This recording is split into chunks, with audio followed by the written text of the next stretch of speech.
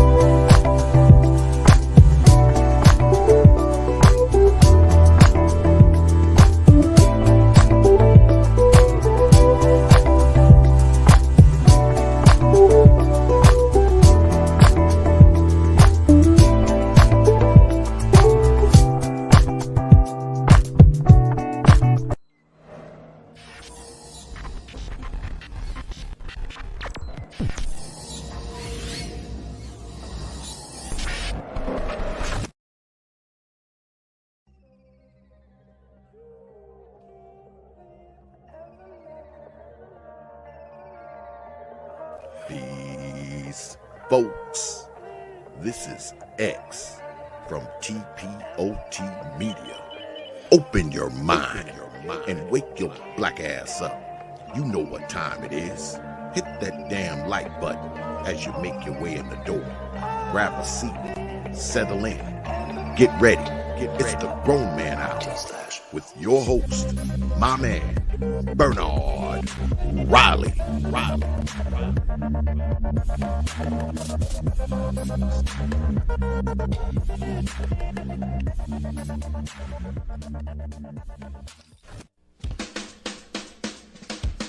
Hey, what's up, everybody? This is Mumia Obsidian Ali.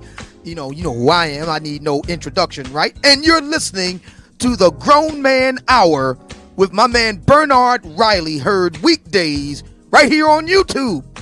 What do you think about that? How about that? Now let's get back on with the show. Thank you. What's up, everybody? Once again, welcome to the show. Appreciate each and every one of you being in the building. Shout out to the early bird squad, as I always do. Those of you that make it in bright and early before we even get things started. The Mac the Trucker, sun is hot. Ra in the building. Omega Dreads, RM always in the building. Uneducated Lane, Devin D, RM, yeah, build it while we fly it. TD Hutch in the building. Who else we got right here? That is Mega Bishop. I don't know if that Bishop stand for something. Shout out to Humble. Shout out to everybody in the building. Appreciate each and every one of you. And welcome to the rest of the crew today. Game changer. Mike from the duo, Mike and Vince Perkins, and Brenda Muema. Finally get you Yeah. finally get your name right. Finally get your name right. Now we gonna get you to do some of that Broadway singing on the No. air eventually. No. What happened in the back? 'Cause she had her camera off. I guess she caught the sound was off. She thought the Yeah. sound was off, and she was back there singing and doing like the little 1-2 kick probably and all that. Like she was on Broadway. It's true. I was thinking we don't talk about Bruno. So What was you yeah. singing? We don't talk about Bruno, like from Encanto. We don't talk about Bruno. What is that? How does that Yeah. go? Oh no, I'm not. That's a setup. Uh-uh. I haven't How even does that seen go? the Go there, movie. go there, go It's there. just whenever I was teaching dance, my kids kept on playing it, and then I was like, "Oh, okay, we can get into the Latin flavor," but we were focusing mainly on. At that time, we were doing what is it called? anything has to do with African American type of history and stuff like that. So we did like Harriet Tubman. We did a lot of things, but Rooted by Sierra. But they wanted to do more Hispanic, but I was like, I'll be back for this Hispanic month. So we were doing it in February, so that was for the for African American month type of thing. So Gotcha. Mike, I'm looking at your channel over there. You did something on Amanda Seales yesterday. What was that about? What did you have to say on that? I did a brief one on that. I ended up taking it down. I'm gonna leave this one up, but I've been taking down some of my live streams. Putting them on Patreon. A few people joining. Well, I got like 3 new patrons and 3 new channel members, so that's cool. But you talked about Amanda Seales. It looks like you got 2 videos on that. What was your take on that whole little thing with her? Well, just for starters, when she initially said that, Kevin Samuels, most of his stuff was about like materialism, it was kind of like she was kind of right but wrong in context. The point that I tried to make was the women initiated the conversation about materialism by saying what kind of man they wanted. So if they call and say, I want this kind of man, well, then now we have to have the conversation about materialism because the conversation was started by them. Secondly, he's an image consultant. I made that same exact point in my live stream. Yeah, it was just like immediately I'm like, oh, then her point of saying that she actually was looking at his shows. I'm like, no, you weren't. You were looking at clips just like most people were. You were probably looking at clips, and then she made a point about it, about American society versus actual Black society, and saying that we're living in a patriarchal framework, and it's just maybe we are living in a, maybe America is patriarchal. I don't think so, but let's say it is. Still Black America is gynocentric. It's easily gynocentric. We push the women to the front. We put the girls rather over the boys. We give the mom the kids. We are pushing women into leadership positions. We're not really valuing male leadership. So for the most part, she was just denying observable reality, and then I did a third one that I didn't put up, which I may put it up, I may not, but she was just, you can kind of tell that she was triggered. And then I made the point that if I'm a PhD was a person, yeah, it'd be her. I'm a PhD. She's 40 plus years old. She's not married, no kids, pretty much the angry, bitter, woman that the late great speaks of, so yeah. Right on. Shout out to Theo F. Came in here starting it off bright and early. He said, your new start, Bernard. I have no idea what you mean by my new start. I have no idea. He said, were you in the fire? You trying to be like Anakin or Obi-Wan now? I guess you have the high ground. I have no idea what you're talking. I did just finish watching Obi-Wan. It ended pretty good. I did just finish watching that, but I'm not making the connection with whatever plane you trying to land, connecting that to me. I don't know where you're going with that. But let's get right into it. Oh, and welcome aboard, Jackie. Welcome aboard. Sorry, I'm late. I didn't see the link. I messed up. I made a mistake and sent the link only to Brenda because she was the last one to comment it. So when you just hit reply at the bottom, then yeah. And some people are saying Roe v. Wade is officially done. It ain't officially done. It'll just be harder to get an abortion in red states. That's about it. But all right. Let's go ahead and get into the title topic. The title topic is, let me make sure I know what the title is. Whoever cares the most in a relationship loses. DeMac the Trucker sort of amended what I said, where he basically said, all right, is that a disadvantage? That probably is a more accurate way to say it. But either way it go, whoever cares the most in a relationship loses. Let's start with a Game Changer on that one. Go ahead. What you got? Yeah, that's only true if it's a power struggle relationship, meaning that, the woman is constantly vying to control the man in the relationship. So she's going to use his affections for her against him.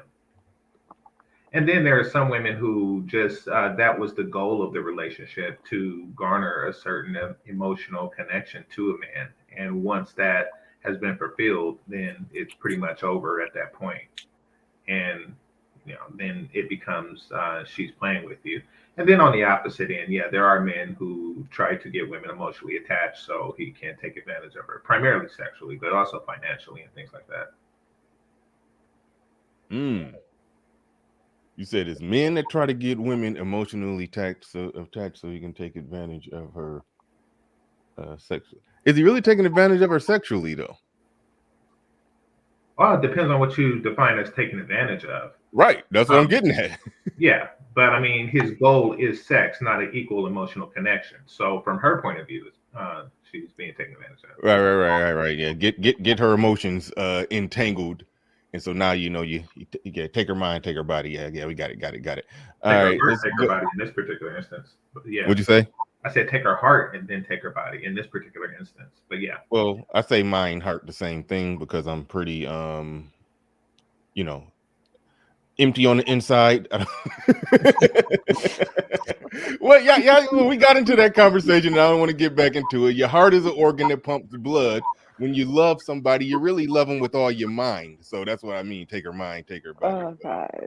That's how I always look at it. It's not as being cold on the inside. It's just I think it's a made up concept that you love somebody with your heart. Your heart is just an important organ that makes everything else go. But anyway, that's just me being kind of geeky. It's so technical. Don't worry about it. Don't worry about it. It's just me. Well, it does starts from the mind, so you are pretty right about that because the heart is just an organ. You can't really feel anything. It's all.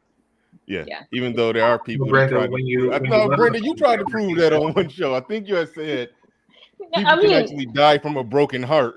Yeah, actually, that's true. It's just one of the what is it called? What is it? I forgot the technical name, but one of the heart muscles that are attached from one part of the heart to the other, and so that connection, as soon as it snaps off, like you're dead. And sometimes it comes from stress, and so stress is actually what kills a person. Yeah. So if a loved one is gone and then, dang, I miss them so much, boom, stress. But I guess bottom line would just be stress. Yeah. Got you. Jackie, what you drinking? It's 5 o'clock somewhere. Damn, she froze up. She malfunctioned. Because I was trying to figure out if I was gonna lie or not. I'm not going to tell the truth. It's too late. I'm drinking wine. It's 5 o'clock somewhere. I don't know. I got coffee, so I can't say. But it has caffeine in it. I have wine with caffeine in it. Well, that's pretty interesting. All right, so I'm going to your drunk ass next. In a relationship, whoever cares the most loses. What you got? Okay. I see it as whoever cares the most, whoever cares the least has the most leverage. So I think that depends on the person. Like it depends on who's trying to have like more leverage over the other person. So I wouldn't say it's you're losing. It's about who do you really want to be in control of the relationship. If you don't want that person to be in control of the relationship, then yes, you are losing. But I just think whoever cares the least has the most leverage. Okay, and on an unrelated note, why did you put a new outfit on the white girl behind you? Because the other one was getting kind of old. You don't like this one? I'm just messing with you. It's just weird changing clothes on a mannequin. I don't know. Anyway, all right, Mike, go ahead. What you got on this one? All right. Obviously, if the assumption with the power dynamic is that that one of the parties are not acting in good faith, so they're not coming into the relationship saying I want to be in a committed relationship and I'm gonna be with this person for the rest of my life. If you're dealing with power dynamics, it's obvious that the person who cares the most obviously loses. Because when you care the most, you have the most to lose. You make more feeling based decisions as opposed to logical decisions. You're less likely to see red flags, or even if you do see them, you're less likely to react to them because you're afraid of losing this person. Yeah, but the caring feelings that get you killed out in this game. So yeah, so the person who cares the most does eventually lose. If you're dealing in a person, if the people are dealing in bad faith. If it's a good relationship, obviously, caring more really helps the relationship. But I mean, I'm assuming that the example is about a bad faith, uh, approach to it. So Yeah, no, I see what you're saying, but like you mentioned, the power dynamic. See, so here's the thing: it's always going to be some type of power dynamic. Like you, once you can't get away from the idea that it's never going to be an equal 50-50 power dynamic, and whatever it is that's determined to be the power factor in the relationship, somebody going to always, have that over the other one. So that's why. So that's what I'm saying. Like, okay, let's see if we agree on this one. Any relationship is always going to be a power dynamic. It's just a matter of who got the power and what's the tool. I agree 100% with that. The only thing that I was saying is that if, like, for example, I would always agree that power dynamic should go in favor of the man. It should just go in favor of the man. But if he's dealing in bad faith, then it really doesn't. It's already a bad situation anyway. Because What's so funny? Did I do Jackie, what's something? so funny? You the only one laughing. The comment. Oh, okay. I see. I screen? clicked on that and forgot that fast. Oh, my bad. Go ahead. Yeah. But so I agree with you that there's always going to be a power dynamic. That's what I was trying to get to. I agree that there's always a power dynamic. The only thing that makes it where somebody loses is if either party is acting in bad faith. But they're not coming in saying, I'm going to be in this relationship and give my all. Somebody's going to care more than the other. I mean, there's no way we can be like 1, 2, 3 care the same. Like, that's not going to probably. Mm-hmm. 1, 2, 3. All right, go ahead, Brenda. What you got on this one? Are you pulling out your little notebook? Yeah. Too early for your notebook. No, you actually have it right here. But no, I actually do think the person who does care the most loses. I have to agree with Mike and everybody so far, because some people are just out there to just take advantage of people. Kindness is actually a true disadvantage. And so if you actually do care, you genuinely want to help this person, and you're using based on emotions or no, not too much logic. Women, in my opinion, some women tend to be in the disadvantage, and then even some men tend to be in disadvantage in this society, especially currently, due to deception. Some people came in with one thing and then they realize what they could get. They take advantage of that, and then by the time they're leaving, the ones who did realize what to walk away with, they end up leaving with that. But the people who are blinded because they were caring too much, are the ones who are blinded by emotions, and so they kind of lose in that sense. So yeah, I just have to agree with it. Yeah, Cole Still, I think you got that one backwards. It's like he's the one who cares the most gets to be the boss. I think the one who cares the least get to be the boss. I think that got to be what you meant right there. I like what KG is saying, and I think Game Changer, you be touching on this one a lot. You said the whole "I don't need a man" is a way in which women attempt to reclaim their power by saying they don't need you, they lower your value, and now I guess you elevate theirs because you're the one trying to prove that you're needed here. Is that more or less what goes on? Yeah, pretty much. It's a psychological trick that they do to men, and unfortunately, men fall for it. We attempt to overcompensate and things like, yeah, but I put it down. I got that good wood. Like, well, you do see that she just manipulated you into, trying to give value to yourself in another way. Hey, now you're a conky, sir. I'm sorry? A what? Now you are a concubine. Yeah, pretty much. Yes. Or a catamite, so to speak. But yeah, you're both. And yeah, a lot of Black men are being manipulated that way. Mm-hmm. Right on. It goes into what the brother was saying about Amanda Seals, that type of manipulation and how it became a gynocracy. Really, that's how it became a gynocracy. All ethnic groups of women can do it. It's just that our women, if white women tomorrow say, something, let's mass divorce our men and raise our sons alone, to be comfortable in a gynocracy, and raise our daughters to be matriarchs. If white women did that tomorrow, then they would be a gynocracy as well. But they don't, because they're not stupid. And also because if white America fails, then America fails. So, like if Black America fails, then it just depends on white America, which is what the current Black community is doing. But if white America fails, then America fails. So they know better than to do that.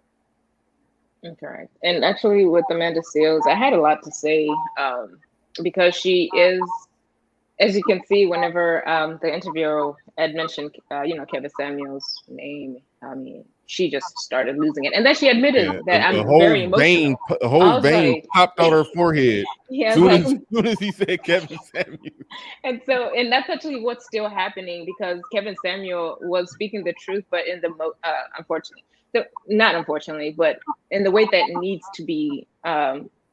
to be spoken, especially in the Black community, because guess what? Whenever I teach my African American kids, even like grown-ups, I have to be a different character. I cannot be this proper, any type of pageantry. No, I have to switch my my tone. I have to switch even just how I talk, like point blank period. That's the only way they will hear me. So I have to say something off, something with a different tonality in order for them to actually be like, oh snap, she's actually talking to me. Yeah, like but whenever I teach in either Latin is a little bit different, but mainly a drill team, which consists of white people, like they're usually receptive because they're told to pay attention, to respect the person who's talking, So it's just the spirit of KS. That's what has left a lot of Black women still angry, and they're praising his death. But the funny thing is, I was watching another video last night. Even African women are praising that he is also gone, which makes me understand. African women? Wait a minute. Oh, Mm-hmm. Hey, you got to send me the link to that. That's a new one. Yeah, I have to because I could hear the accent and everything like that. And so this guy was actually doing like a really good neutral video of seeing KS at both sides, but the audio was mainly for African American women. And the funny thing is, it now in America, it's the abusive, like the power control is actually on the women trying to control men. And then in Africa, during the pandemic, it kind of now started showing the men who have been controlling the women. Like there's a what is it called? The power is twisted the other way. Yeah, power shift. There you go. Yeah, imbalance. And so that's why the women were now getting happy, African women getting happy that Kevin Samuel is gone, because they didn't want to, he spoke the truth, but they didn't want to hear it either. And so now we have to like find a median. Like the world is just in chaos currently, but I'll send you the link and then you'll get to. Send that right now. You can't really flip the script. You can't create a gynocracy unless you have an overarching patriarchy. Right. And they don't have that in most of Africa. In fact, I can't think of a place where they do, where they could run to white daddy and say, okay, we're a matriarch sub-community, but that's dependent on a patriarchal major community. They can't do that. So it's nice because really what they want is relationship control and leverage over the man. Yes. And that's really what the gynocracy is all about. However, you can't really govern a society in that way and have it not get its ass kicked. So that's they can never really flip the script like that in independent Wait, sovereign. let's hold on. Let's explore that. You said they can't create a matriarchy unless there's a patriarchy. Yeah. What you- So like say the black community, right? Okay. They create a matriarchy. However, that matriarchy is dependent on the white patriarchal structure that exists. It largely depends that white men give them jobs, give them welfare, give them opportunities, and things like that. What do you mean by white men give them welfare? All right, I'm sorry. That's me being over technical and analytical. I owe a lot of money to the IRS, so I don't just kiss white men ass for giving them welfare. I feel like I'm giving them welfare. So Well, so it that's was why I just don't. no, it was their collective votes that allowed them to have it. Let's put it like that. You know, Okay, fair enough. So basically, you're saying if the country that they're in has laws and everything set up and things that permit them to be free and do what they want to do, they can. It's easier for women to then go create a subset matriarchy within a patriarchal's, which they can create a matriarchy and a compromised patriarchy that gives them full reign to do whatever the hell they want. I think that's what you're trying to say. Yeah, that's exactly what I'm trying to say. Okay, cool. Now I understand what you're saying. But that compromised patriarchy, in my eyes, it's not a patriarchy. Like it ain't a patriarchy when a woman can say back in 1975 somebody assaulted me and now he got to pay out 500,000. Like if things is set up where women can just wield that kind of power over men in situations, the kids belong to the woman, just in it, like no, it's not a patriarchy. I mean, if it was one, some decades ago, years ago, and they gradually just they basically did away with it. Put it like this: they did away with it when and I'm not saying women shouldn't have the right to vote, but mere fact that when women got the right to vote, when got to the point to where the kids belong to, I think it was the tender years doctrine. I'm not 100% sure, but basically when it got to the point to where the kids belong to the women, they can vote, they could do what they want to do, and it's like that's sort of like it's Amanda Seals' argument is that it doesn't matter if the majority of men hold the majority of positions, then she can call it a patriarchy, even though if at every level they're winning and getting everything that they want, then how is it indistinguishable from a patriarchy versus a non-patriarchy? It's hard to make the distinction between the two. I think that if everything stayed exactly the way it is, as egalitarian as it is, but women made up 51% of the Senate seats, then she'll say it's a matriarchy. But in full practicality, what would be the difference? What would be the difference? Because they're always going to call Western society a patriarchy. First of all, women shouldn't have the right to vote. They're always going to call Western. Say that again. I was saying they shouldn't have the right to vote. All right, so that's the next topic. Oh my God. But no matter what, they're always going to call it a patriarchy, and that's because it's based on sympathy. A lot of what America does is attempt to correct what they feel is wrong. So as long as they call it a patriarchy, America will try to make an egalitarian society by making it more and more matriarchal and allowing more matriarchal rules to be applied. So they're always going to complain about the patriarchy, even if they had 80% of the Senate seats. They're going to find something to complain about.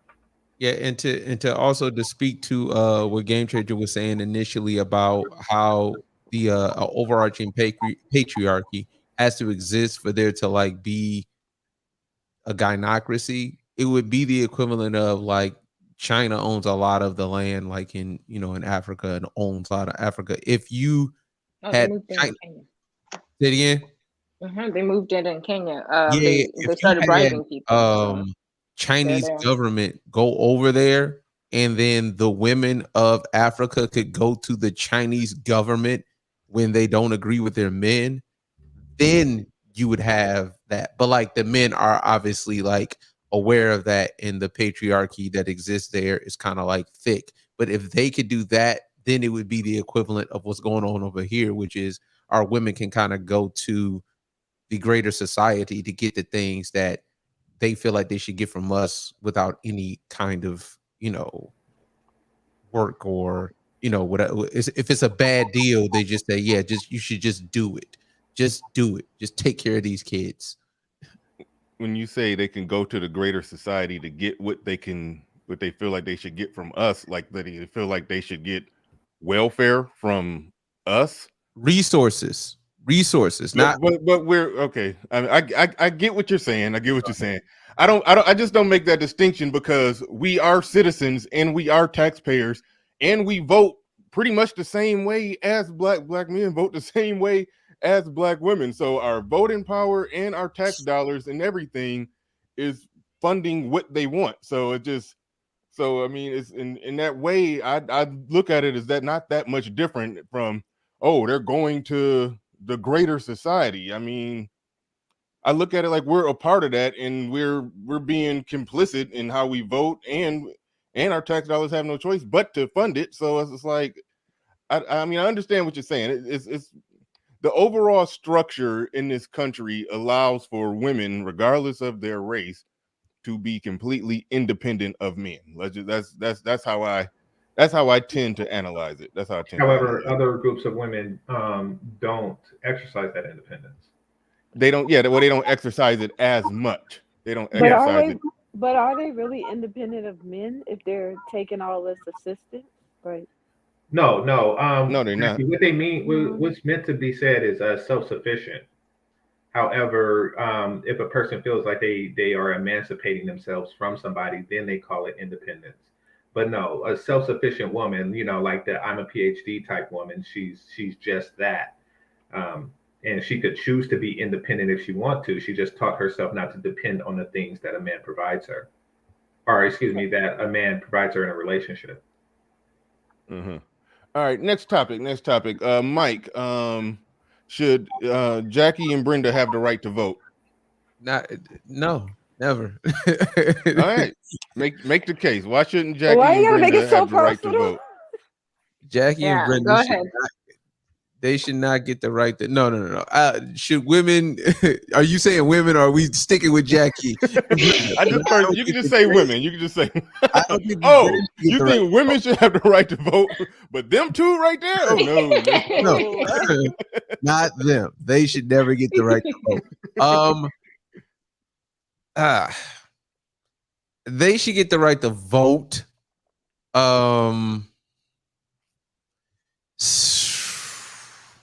I'm not torn on their ability to vote.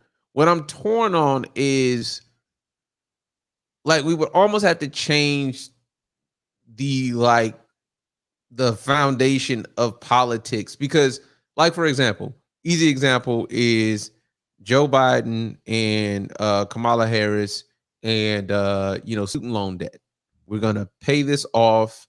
We're gonna do this for you. Now, obviously, black women lead in student loan debt. There's obviously an incentive to vote for these people, but I knew that they weren't going to do it, because if they could do it, they would have done it. It would have already happened. It's not really one of those things. Whereas, but I think that what should happen is that their vote should kind of be like filtered through men's votes. Like, I don't. You just made them 3/5 of a person. I almost did, but I don't want them to be 3/5 of a person. But I just, their vote is so flimsy and whimsical at times. And two, they're just voting Democratic no matter what. So I don't even know that half of them are even listening to anything. Like, but neither here nor there. Like, they still should be able to vote. They should have the ability to make bad decisions just like everybody else. But it's not working necessarily, but they should have the ability to make bad decisions just like everybody, including Jackie and Brenda. They should have the ability to make bad decisions. Going to Jackie. Jackie, should you have the right to vote? Well, can I say something about the 3/5 compromise? Yes, please. The 3/5 compromise pretty much stated that black men are 3/5 of men. Correct. Both black and white women are 0/5 of a man. No, it's true.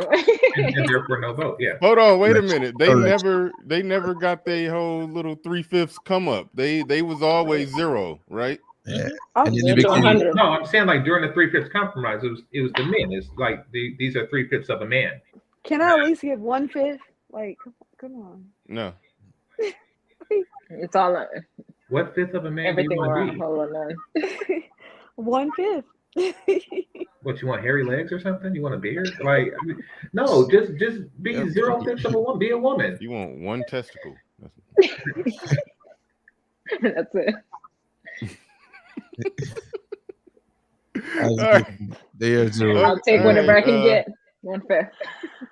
All right, Brenda, should women have the right to vote? This is gonna be interesting. I didn't go. Yeah, Oh wait, no, no, I'm sorry. Jackie Yeah, needs to go game changer first. cut you off. Go ahead, Jackie. So should you have the right to vote? Okay, I think women should have the right to vote. If men are not happy with the way they're voting, then that's their problem. They gave them the right to vote. You can vote differently if you don't agree with the women.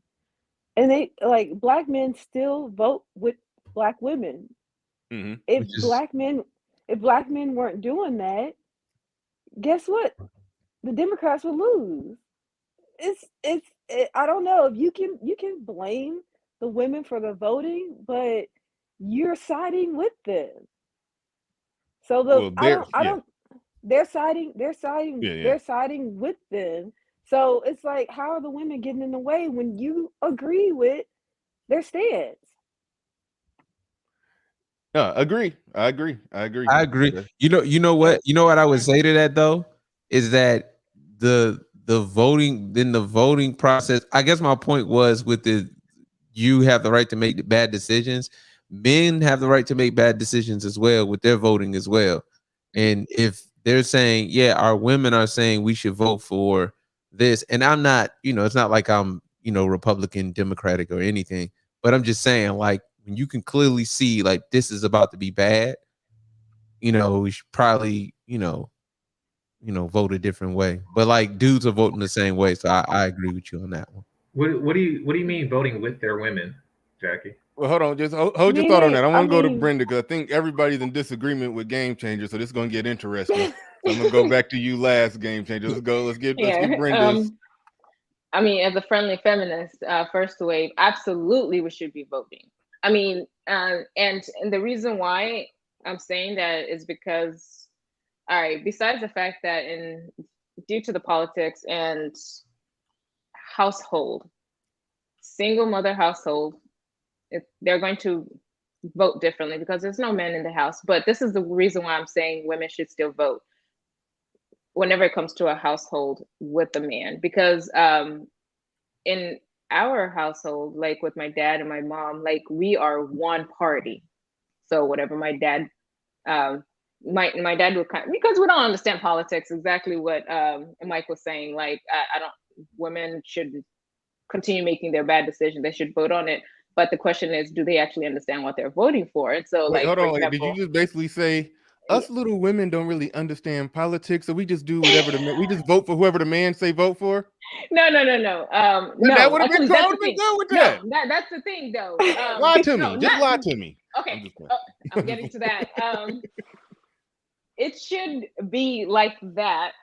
Whenever we don't understand, we have to ask a man, like, what is a policy actually saying versus what we're reading, because sometimes whatever we're reading we may not comprehend right away, but give it to somebody, give it to a man, he will break it down logically, and then now we can figure out, is that what we want? And so I would say yes for women to vote if they're under a man. And then that means I'm agreeing with Game Changer. But if there's no man in their life, married women, stop the cap. Yeah, so married women, not necessarily women who do understand the policies with after confining with somebody who actually logically broke it down. So that'll never fly. As simple as this, you're basically saying a man just having testicles, yeah, men can vote, but women, they gotta pass the special what did they call that? Where it was like the black people had to pass a certain test to vote. What do they call that? Voters red Yeah, bullets.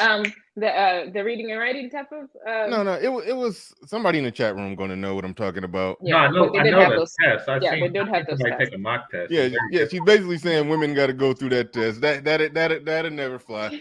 Before I pass the game Yeah. changer, I just say this in a free country, because even though I can There's too be many options still. literacy. No. It was called something else. It was a bullshit test with some bullshit questions that the black people back then probably wouldn't know.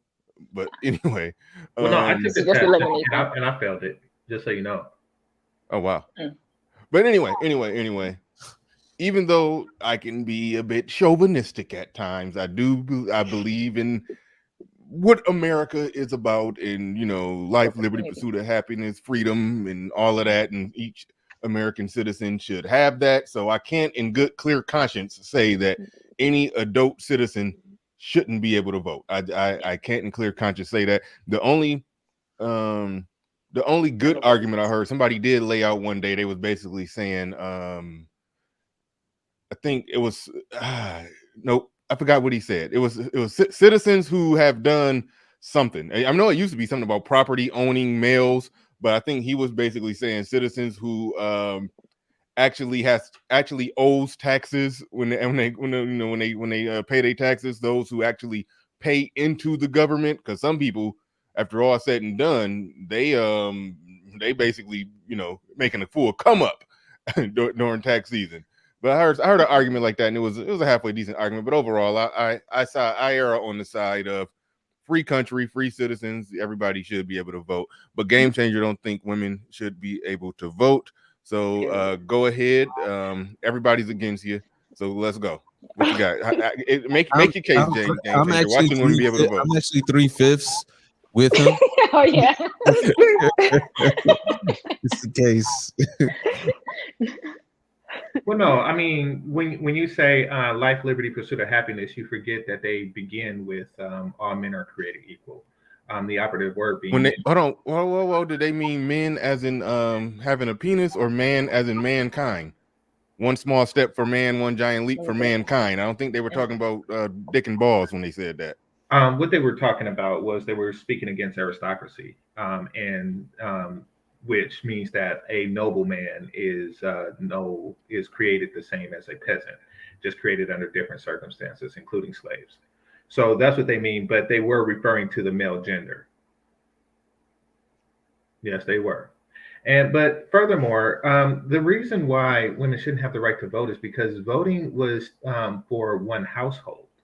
Typically, that's the original purpose of voting. That's why only property owners at some point could vote, meaning that yes, a household being comprised of a man and a woman, then your vote represents this particular household. It represents the Riley household. And what giving women the right to vote does is it creates two votes for households, which is really unbalanced. Now, and also what's happening is when they gave women the right to vote, they wasn't under the impression, or they didn't really foresee a future where women would be single, and so would men be single. So now you have a separate demographic of single people, as we do today, who are voting in the interest of the single people. So yeah, it definitely creates a division, but one household, one vote, and that vote being represented by the man, and the woman's ability to influence said man did work, and it is the foundation of republic values. Also, men have more skin in the game, and this may not seem possible in America, but however, whenever something fails, whenever a system fails, women tend to have less involved. Let's just take the conquest of Troy, for example, right? When the Greeks invaded Troy, they killed all the men. They threw the babies off of the wall. Now think about it, Greeks really like throwing babies off of walls, but they threw the babies off the cliff, and they enslaved the women. Now, since a woman was technically in a situation that modern women would consider slavery just by being a Trojan wife. Their life really didn't change much. They just sucked a different dick. So they're really not as much. Like, we know as men that if we vote wrong, one false move and the Greeks will invade, one false move and the Saxons will come, one false move and Rome will fuck you up. So we know that they don't have as much to lose. So yeah. Huh. Interesting. And also, so Hold on, sorry. real quick. Jay Freeman Blackman, thank you for the super chat. I just wrenched you up. I took a lot of wrenches and now I'm giving a bunch of wrenches back, and I'm going to recreate the same problem where I'm going to have like 1,000 people with wrenches. So but shout out to you. Appreciate you supporting the channel. Coming through with a heavy-handed super chat. And I don't really understand this statement, Judge Hill. I need you to elaborate. He's saying that he's trying to go back to work, but Jackie Jack won't let him. How is Jackie Jack preventing you from working? He's looking at her titties. I'm not doing No, he's not. And he don't want to leave a position to where he's looking at her titties. Honestly, I think that's what he means. That is not what's happening. Okay. It's not. I mean, you said this one's staying up, right? Yeah, this one's staying. Yes. So, You come on here with some cleavage. I tell everybody the stream is coming down, going down. Yeah, they're gonna watch the whole time. That's not even. Hold on. I Okay, don't it even is. have anything yes, it is. showing. Yes, it is. Yes, you do. Yes, you do. I didn't know. Okay, see, I didn't notice that. It's like it's cute. It's there. Did you design it? I left it up there uncomfortably long. This is harassment. All right. This is harassment. That ain't harassment if I just put the camera on.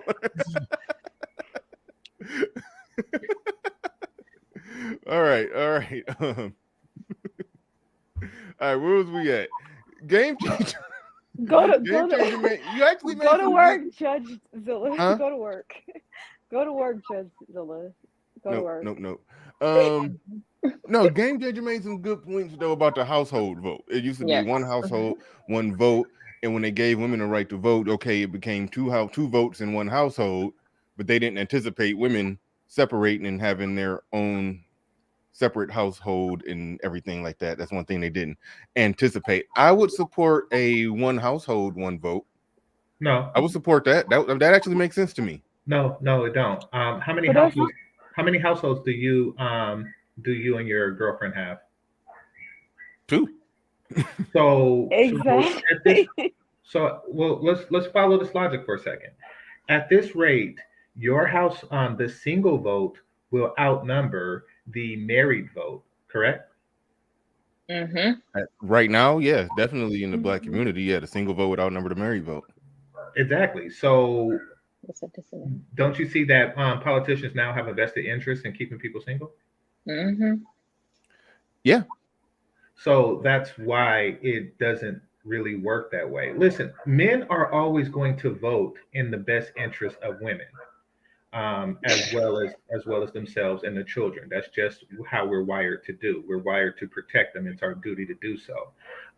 They do not have the same sense of obligation to men. So, they have it to themselves, but they don't really have it to men.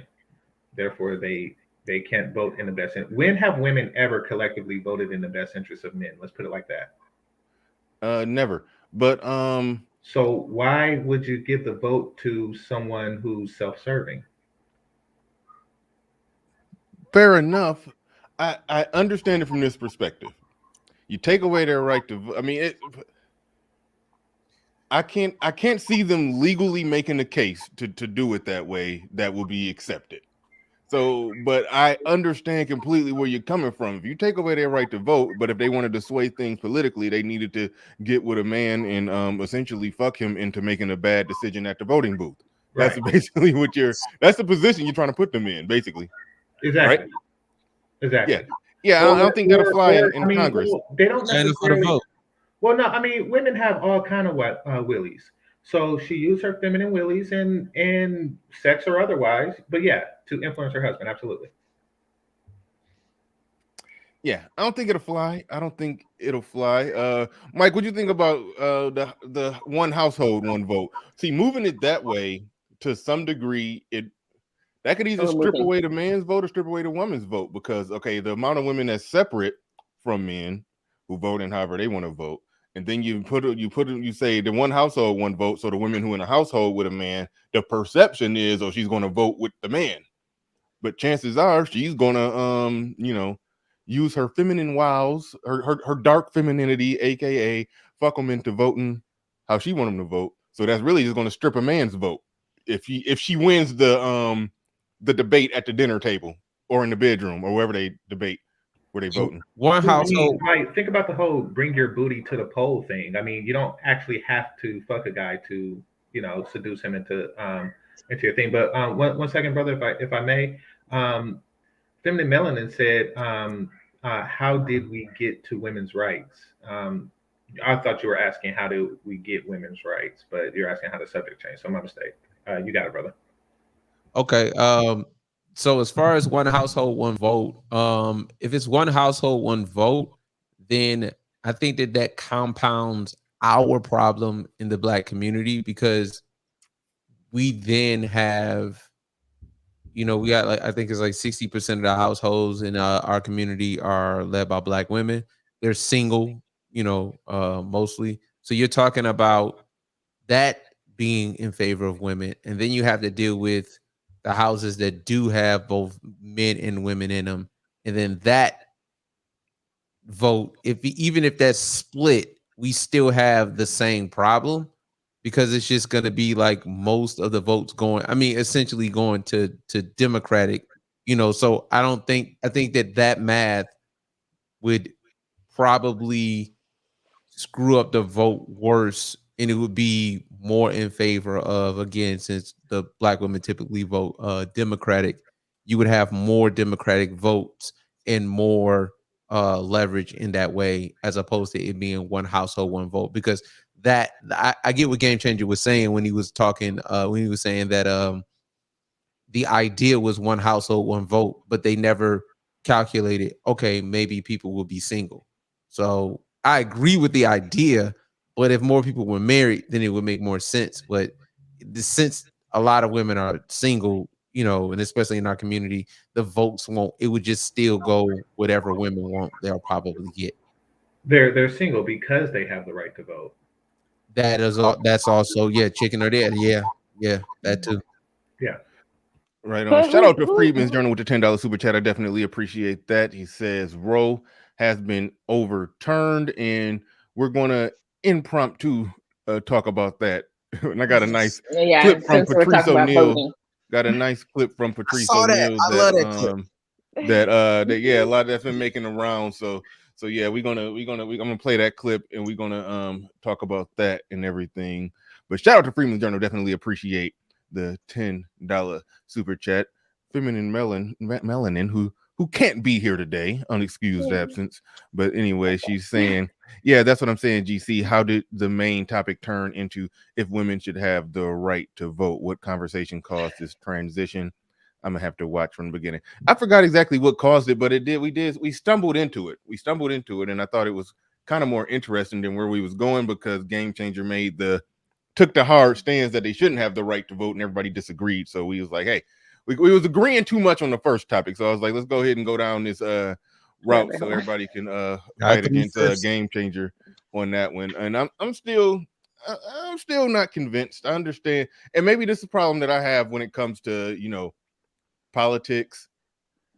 I sometimes won't say, okay, I think it should be this. I would look at it from a practical standpoint. That'll never get passed, so I'm not even going to waste energy on it. Sort of like when dudes be talking about that financial abortion stuff. I'm like, that'll never get passed. So it's like, that's why I don't spend any energy on it. I mean, they could like wise up and figure out call it something better than financial abortion. I mean, just get a little more crafty. It just sounds stupid. when they talk about it. But I mean, I don't put any energy into that because I think it'll never happen. I think it'll never happen. So I just fall back on it. But yeah, so we waist deep in here talking about women having the right to vote, and we stumbled into that one on the day that Roe v. Wade did get overturned. And I'm going to play a clip from Patrice O'Neal, the guy who many people say he would have been, if he had not died, he would have been the leader of the Black Manosphere. I mean, that's what somebody said. But no, I mean, if you go back and listen to his old stuff, he was dropping a lot of bombs back when nobody was really dropping those kind of bombs, you know. But shout out to the late great Patrice O'Neal. I'm about to roll this clip. He said some interesting things. It's funny. This was him on a TV show. I don't even know what TV show, but he's on a TV show. I'm sorry, what's that? The show is called damn. I had it. Go ahead. You got it. I'm sorry. It at a glance, it looked like politically incorrect, but I know that ain't politically incorrect. No, it wasn't. But either way it go, I mean, just judging by the fuzziness of the video and that goddamn jersey he got on, it's definitely early to mid 90s. No, 2007. It's 2000s probably. 2000 could be early 2000s, but I mean that's somewhere in between there. Yeah, that's a fuzzy video, so I don't know. But all right. It's not, I don't believe after they're pregnant, there's one excuse, rape. Other than that, it's not their body. Over. Hold on. I don't think women they don't have a choice. It's not, I don't believe after they're pregnant, there's one excuse, rape. Other than that, it's not their body no more. It's not your body once you're pregnant. Once it's an apartment. After you're pregnant, it doesn't belong to you because God didn't ask you if you wanted a choice to be able to make babies, and he didn't ask us if men wanted a choice to be able to have sperm. We just happen to be able to do it. But the result is not your body. The result is the baby's body. It's the baby's body. It's not your body after you're pregnant. That's all I'm saying. I don't think women. All right. We going to Brenda first on that one. It's not your body after you get pregnant. Your body becomes an apartment for the baby. He got a 9-month lease, and it ain't your body no more. Your thoughts on that? Actually, baby better baby. I can't believe I have to start, but so I definitely have to agree with the clip. I take the stand that I actually usually take ever since I had to take a stand is pro-choice in circumstances of the R word, and in circumstances of not being able to take care of that one. However, because birth control, we have 40 plus. Hold on, wait. I could tell by how slow you leading into your point that you really don't believe the shit that's about to come out your mouth. I have to word it. Well, I get winded. I have to word it in a way that because we have birth control. Oh, the show is called Tough Crowd with Colin. Wow. Okay, that makes sense. Okay. But go and get your lie out, Brenda. Go ahead and get your lie out. We'll be patient. We'll be patient while you're on and lie. Go ahead. No, we have prevention. We have 40 plus birth controls, and what we should be teaching. We already been teaching. There is so much resources now. It's actually individual. So because of how much education we have, how much PhDs we have as women, there is no excuse of why you should be getting multiple abortions. I'm sorry. And so I do have to agree with him. That's your choice. It is still a pro-choice type of thing. But if I'm taking the stand of religiosity as a Catholic, I would say pro-life. Because, I mean, it's not your life. It's a baby's life. So what's your stand? I'm confused. I'm confused on your stand. So my stand is pro-life.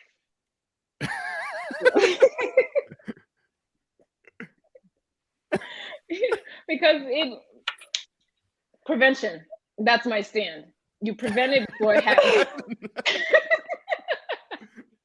All right, we gonna let her cop a plea. We gonna let her plead guilty to a lesser charge and just let her off. All right, No, as a Jackie. healthcare When you get pregnant, it's prevention. not your body no more. It is an apartment. The baby has a 9-month lease, and you ain't got nothing to do with it. Do you agree? I Oh, I agree, but that's only because I don't agree with abortion. You I'm what? sorry. I said I agree because I don't agree with abortion at all. So, um, when it comes down to it, I think all this abortion stuff is just women being irresponsible. There's so many ways to prevent it. So if you couldn't figure out a way to prevent it, yeah, that baby he's having a 9-month stay inside of you. Like just let it go at this point. You're irresponsible at like not getting pregnant, so you have to just go with it at this point. You have all the opportunities to not be at this point in life of housing a baby inside of you. I don't know. I see it as you're making the baby pay for your terrible mistakes. I don't know. But like I said, I'm against abortion in the first place. But I'm with Brenda's like prevention. There's so many ways to prevent from this happening. And now, okay, the baby has to pay because I don't know how to control my body. All right, Feminine Melon says, I'm gonna have to catch the replay. Gave a frat gay everyone. Huh? I don't understand none of that. What? I think I'm looking at the Have a keys. great day. Have a great day. The G and the H are right next to each other, so that was supposed to be a H. So she said, she had her hand on the wrong, the homeroom keys. Like she had her hand like over to the left, just so she put her fingers on the. Great day. But how did she manage that? Like to mess up like the last 3 words? I get messing up gave and gay. That was supposed to be have and day. But great and frat. I don't know how you do that. I mean, the G is next to the F. A gay frat.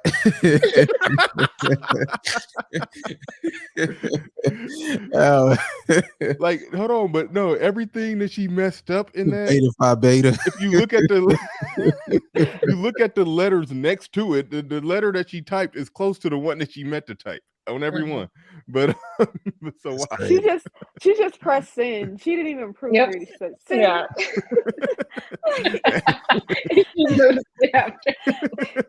It's crazy. Yeah, we had to clown her on that one. So so Mike, go ahead, Mike, on that. Do you agree with the late great Patrice O'Neal that it's not their body no more when they get pregnant, their body becomes an apartment? I totally agree with that. Okay, the only way that your body, your choice really, really works is if we're talking about surgery. Your body, your choice. Like if you're deciding to augment your body, for example, it is your body, your choice. The only thing that makes abortion is the baby's body. If the baby's body doesn't exist, then we're not talking about abortion. We're just essentially talking about, surgery. And I do, but like my thing is, this has always been my thing with abortion.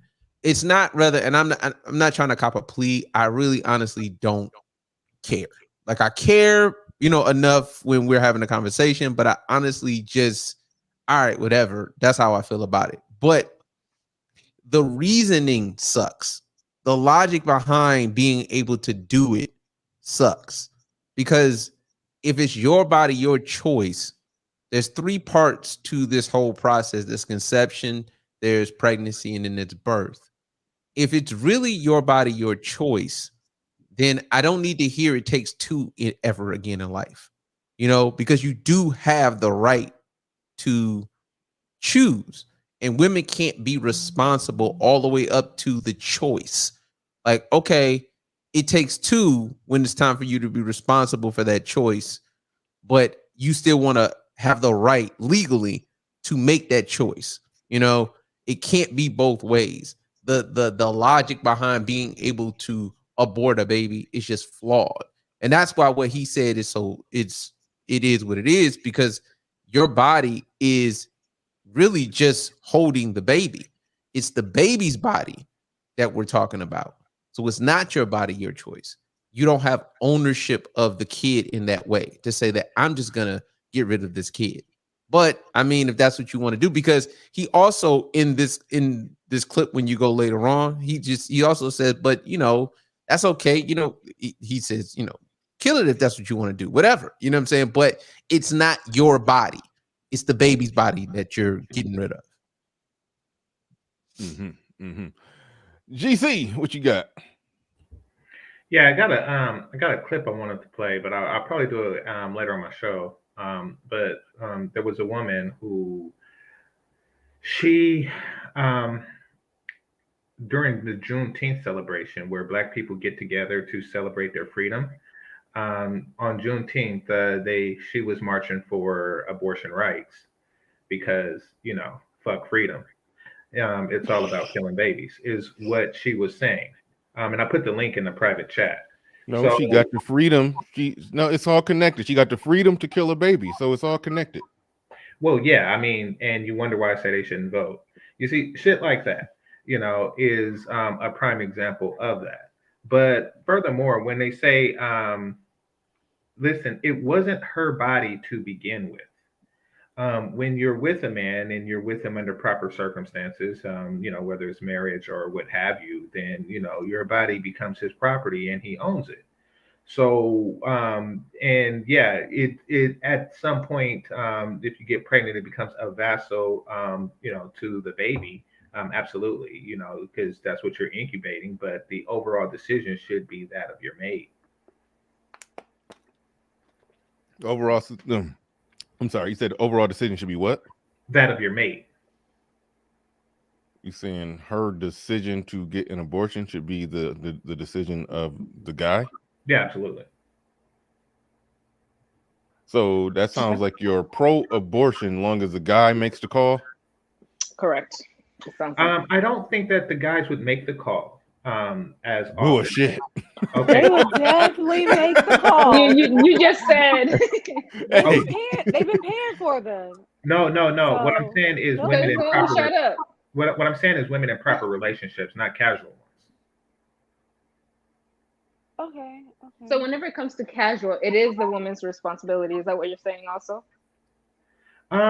If you say that, then women will just engage in more casual relationships to avoid a circumstance to where they would be made to have the baby of someone. But no, I mean, currently that's what they're doing. That's why, you know, we're in this predicament.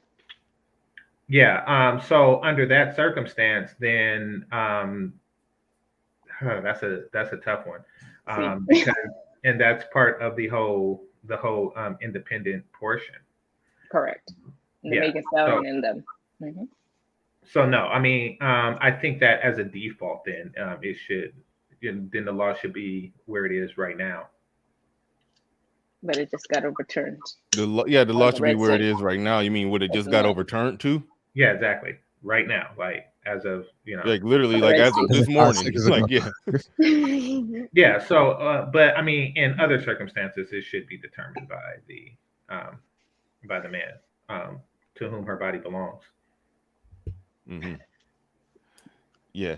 Do you think that, okay, it's one thing, and I think I touched on this earlier, it's one thing to advocate for something, but do you think there's a level of practicality when talking about it? Because everything you say, okay, the woman shouldn't have a right to vote.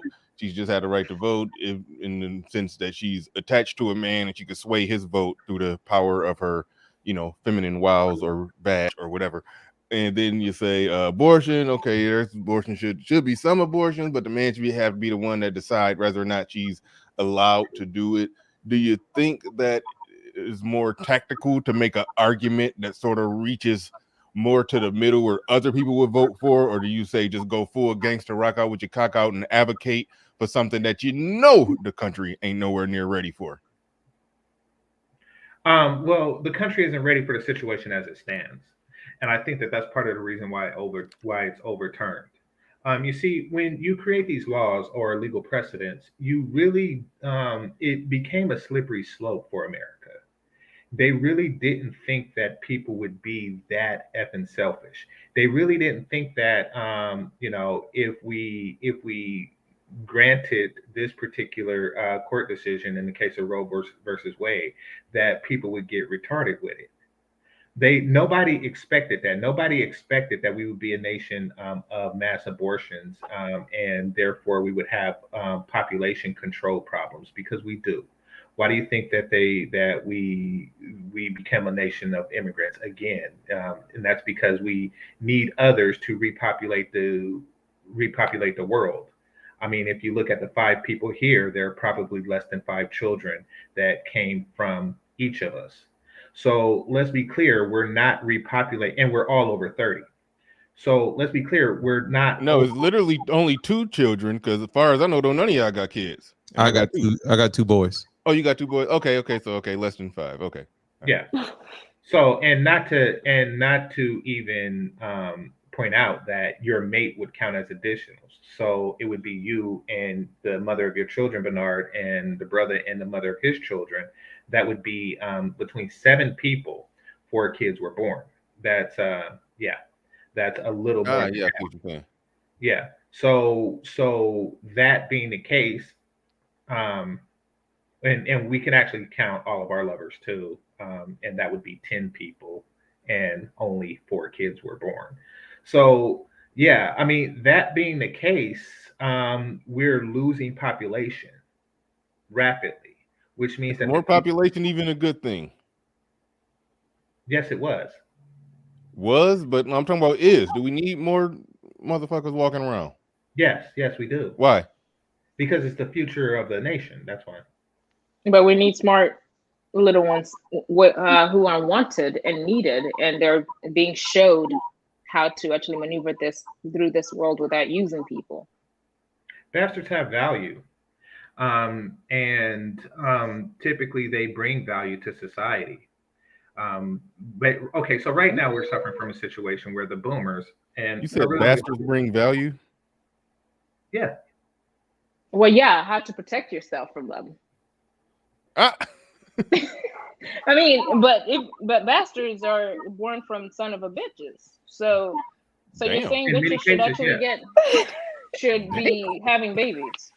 No, I mean that's the definition of a bastard. Yeah. No. Well, the definition is somebody who's born out of wedlock. Born out of wedlock. Mm-hmm. Correct. Yeah. So your mama doesn't have to be a bitch in order for you to be a bastard. No. Well, they're the ones. But most likely she is. Or that. But why do bastards bring value? Well, I mean, as a consumer / tax base, and also, and that's if they're completely unproductive, they still provide that particular value.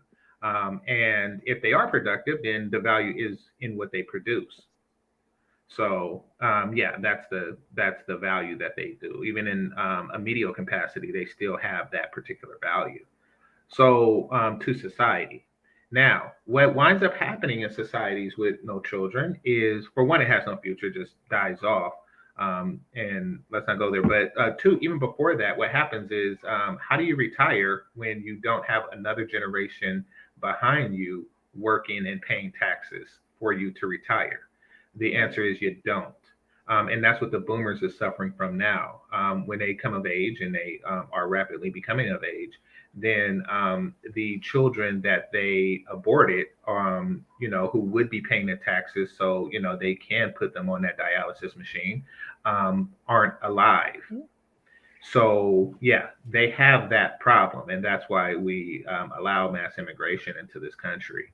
It's because we're not having our own kids. Now, it's been proven that if given a choice, women tend to, once again, not give a shit about things like that. because it's not in their immediate best interest. Okay, I have a question for Game Changer. Sure. You were saying earlier that. Wait, hold on, real quick. Little Big Nate, check your email. Uh-oh.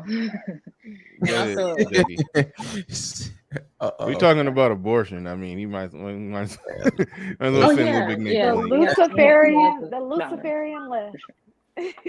Yes. My question was, you were talking about how the men didn't expect this abortion thing to like get out of hand like this. I don't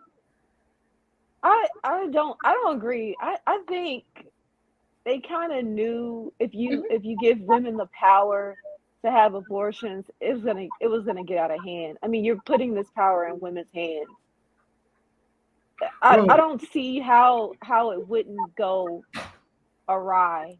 So the men of the time were dealing with different women, Jackie, so the men who allowed this to happen, they were thinking that my mother, wife, daughter isn't this stupid. I could never see a woman doing something like that because, you know, look at my mother, look at my wife, look at my daughter. You know, they didn't envision a world full of slut walking bitches. So coming from that particular world, they assumed the nature of women was something different than what exists. Mm-hmm. But they didn't see that woman on their 28th day of the month acting weird because it was kept in the wraps. No, you can't keep that under wraps. Like you're a woman, you can't keep that contained. That you're all over the place with your emotions. You can't. They send them to the mental institution.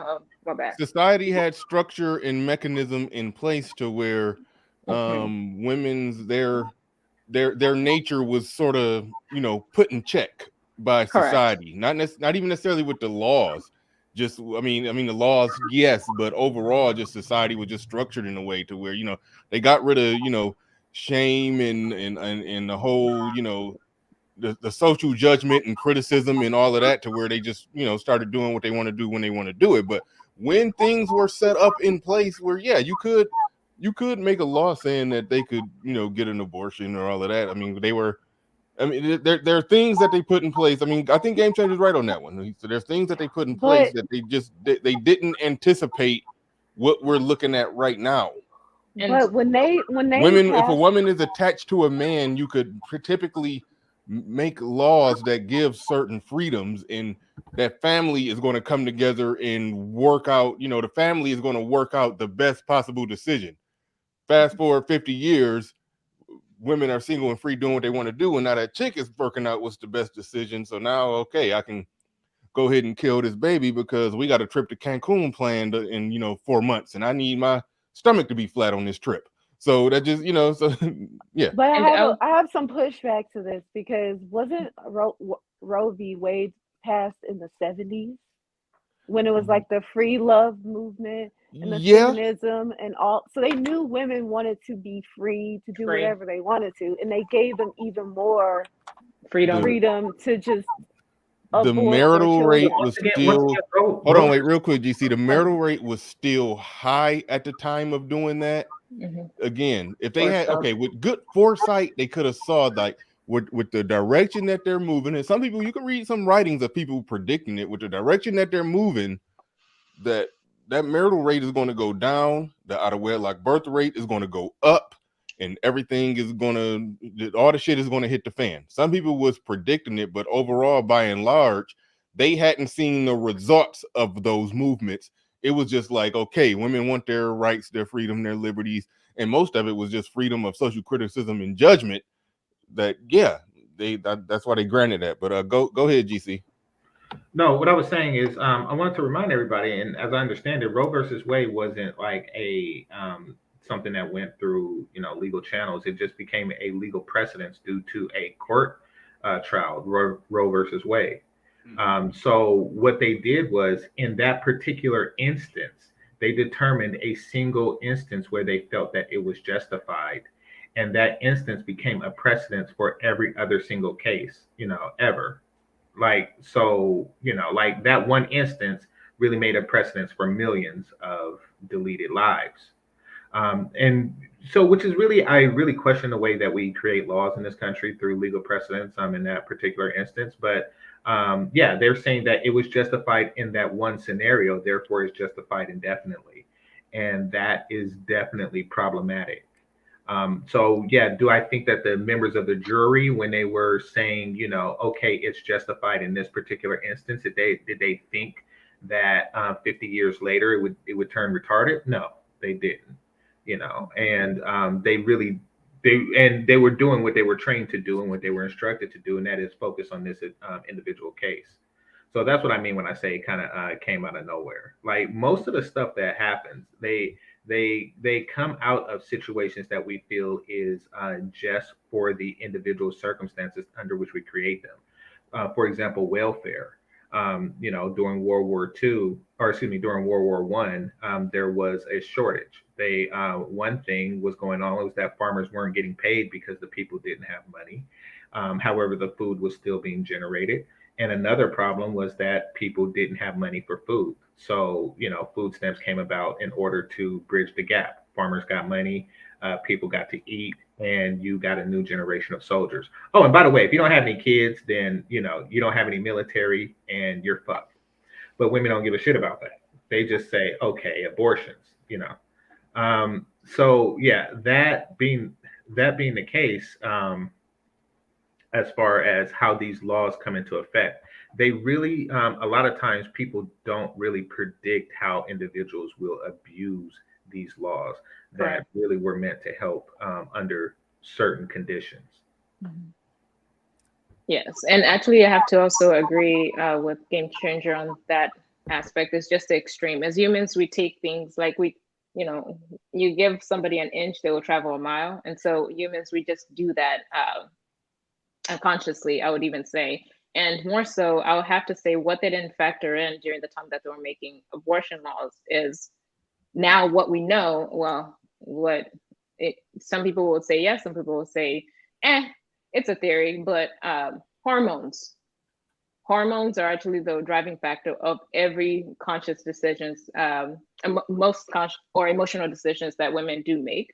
And so, as you're saying, Jackie, the 28 days of the month, like how would they not see a woman doing X, Y, and Z? So whenever it comes to birth control, what had happened, they've created more and multiple problems. So it's actually, take the stand of not being on birth control because of I have no control of my emotions or control of my the highs and lows, because there's a pill that's controlling how much estrogen, progesterone, etc.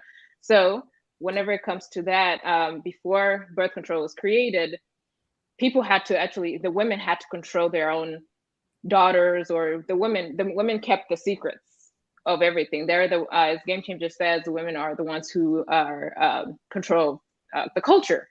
So if a daughter is acting out, everybody know, the women know how long their menstrual cycle is. They take them out of the situation. So women are actually protectors of the women. But now nobody cares, no accountability, no shame, no nothing. And so now it has created even a bigger problem. So now the government has to step in and be like, all right, we need some help over here. And so whenever I was studying the Roe versus Wade, and even under Catholicism and birth control, this is why I don't believe in birth control and also pro-life, is because everything that the government does is to mainly control the people, because the people cannot control themselves. This is true. So, yeah. They govern it is, yeah, they have to govern the people because they cannot govern themselves. So to me, the overturn of Roe versus Wade, now having two sisters, now I gotta, I've been teaching what I've been preaching for them, but now it's even coming to the forefront, like, okay, still prevention, but at the same time, like, if anything was to happen, like in our household, my dad has always said, if you become pregnant, you're an adult. It's not about you, it's about that kid. So whatever you're doing, like, if you come back pregnant, that's it. Like your life is over. It's about the kid. Point blank period. Up to this day, we still believe in that. But if you don't have kids, I'm still career, I'm still going for the PhD route until until I bring on a kid to this world. But You're still going through that? man, I have to. We need more nurses out here with I got a logical. question. Well, if we need more nurses, then birth them. Like, Yeah, right. It's more of Like, my spiritual route. I'm good at what I do. I was given certain gifts, so I have to use it for the better good of I've been given the gift for of a society. woman. See, Well, yeah, and Okay. I will be using that. okay, good. Got 2 more years to get it together. The part that just jumped out to me, you said you don't believe in being on birth control. That's what I was gonna ask, but Well, And are you one of those I'm allergic to condoms chicks? because Oh, no. condoms are a form of birth control. No, actually, the reason why I say I don't believe in birth control is because for myself, it's mainly, as I said, I did a deep dive, and at that time I was doing a deep dive. I was actually abstinent for 5 years. So I have something called self-control, but I realize not everybody has self-control.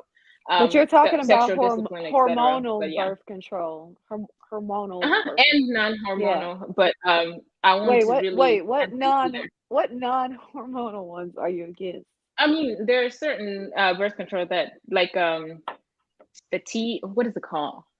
There are certain birth control that doesn't have too many hormones. It has only one type of hormone. But yeah, but that's still hormonal. So yeah, it still is. Okay. But during the time, Wait, hold on, real quick. when You I was said bigger, something about. I was Hold on on, birth real control. quick. You said something about being abstinent for 5 years. Yeah, Was that okay? I was a PhD. Was that during the time when you were with a certain individual that you spoke about on the last show? No, Like, are you? no, actually, You're not counting that as your abstinent time. No. No. It was actually, it happened in 2015, 16, 17, 18, 19. Yeah, actually 4 years. Because that would have been 19, a new that's when development if you was calling that abstinent. No. 2015, I just Dating a stud I is the was new too okay.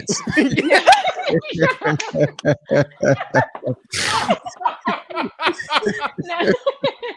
Can't say that. Oh, No. was with a stud for 5 years and then came out of it. I was abstinent. Years, okay? Right after college, I couldn't figure out why I wasn't attractive. I was on birth control during college because I needed it. I actually needed it because I couldn't get out of bed during my cycle. But so I decided to get the rod. I didn't realize that my satiety factor, which is just the ability of getting full, I was so hungry and I didn't know I was eating my emotions too.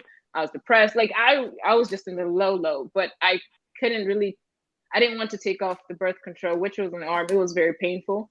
And so I just decided for it to just wear off. I gave myself 3 years, which is how long it was. I graduated college within 3 years. I was in, and so I just focused on my PhD, my studies.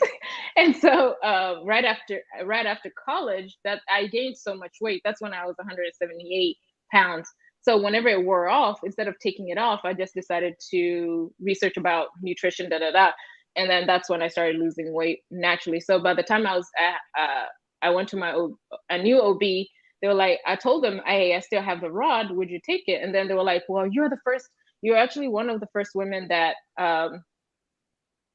is skinny enough for me to actually take out the rod, because most women come back bigger because of the rod. I was like, wow. But and so I was also diagnosed with PCOS during that time too. So it was this birth control.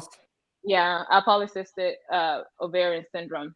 So I had other things going on top because of the birth control, because that's the only factor that I could think of, like, that changed a lot of my life, because I was still pursuing education and everything. Like, my life was okay. It's just I couldn't control my eating as much, and I love food, and I didn't know the foods that I was picking was not good. And also I was I was having a hard time with being on the low mood a lot more. So no libido, no nothing, no. So I wasn't really wanting to be wanted or wanting somebody. So it wasn't. So that's why I'm like, I just can't do birth control.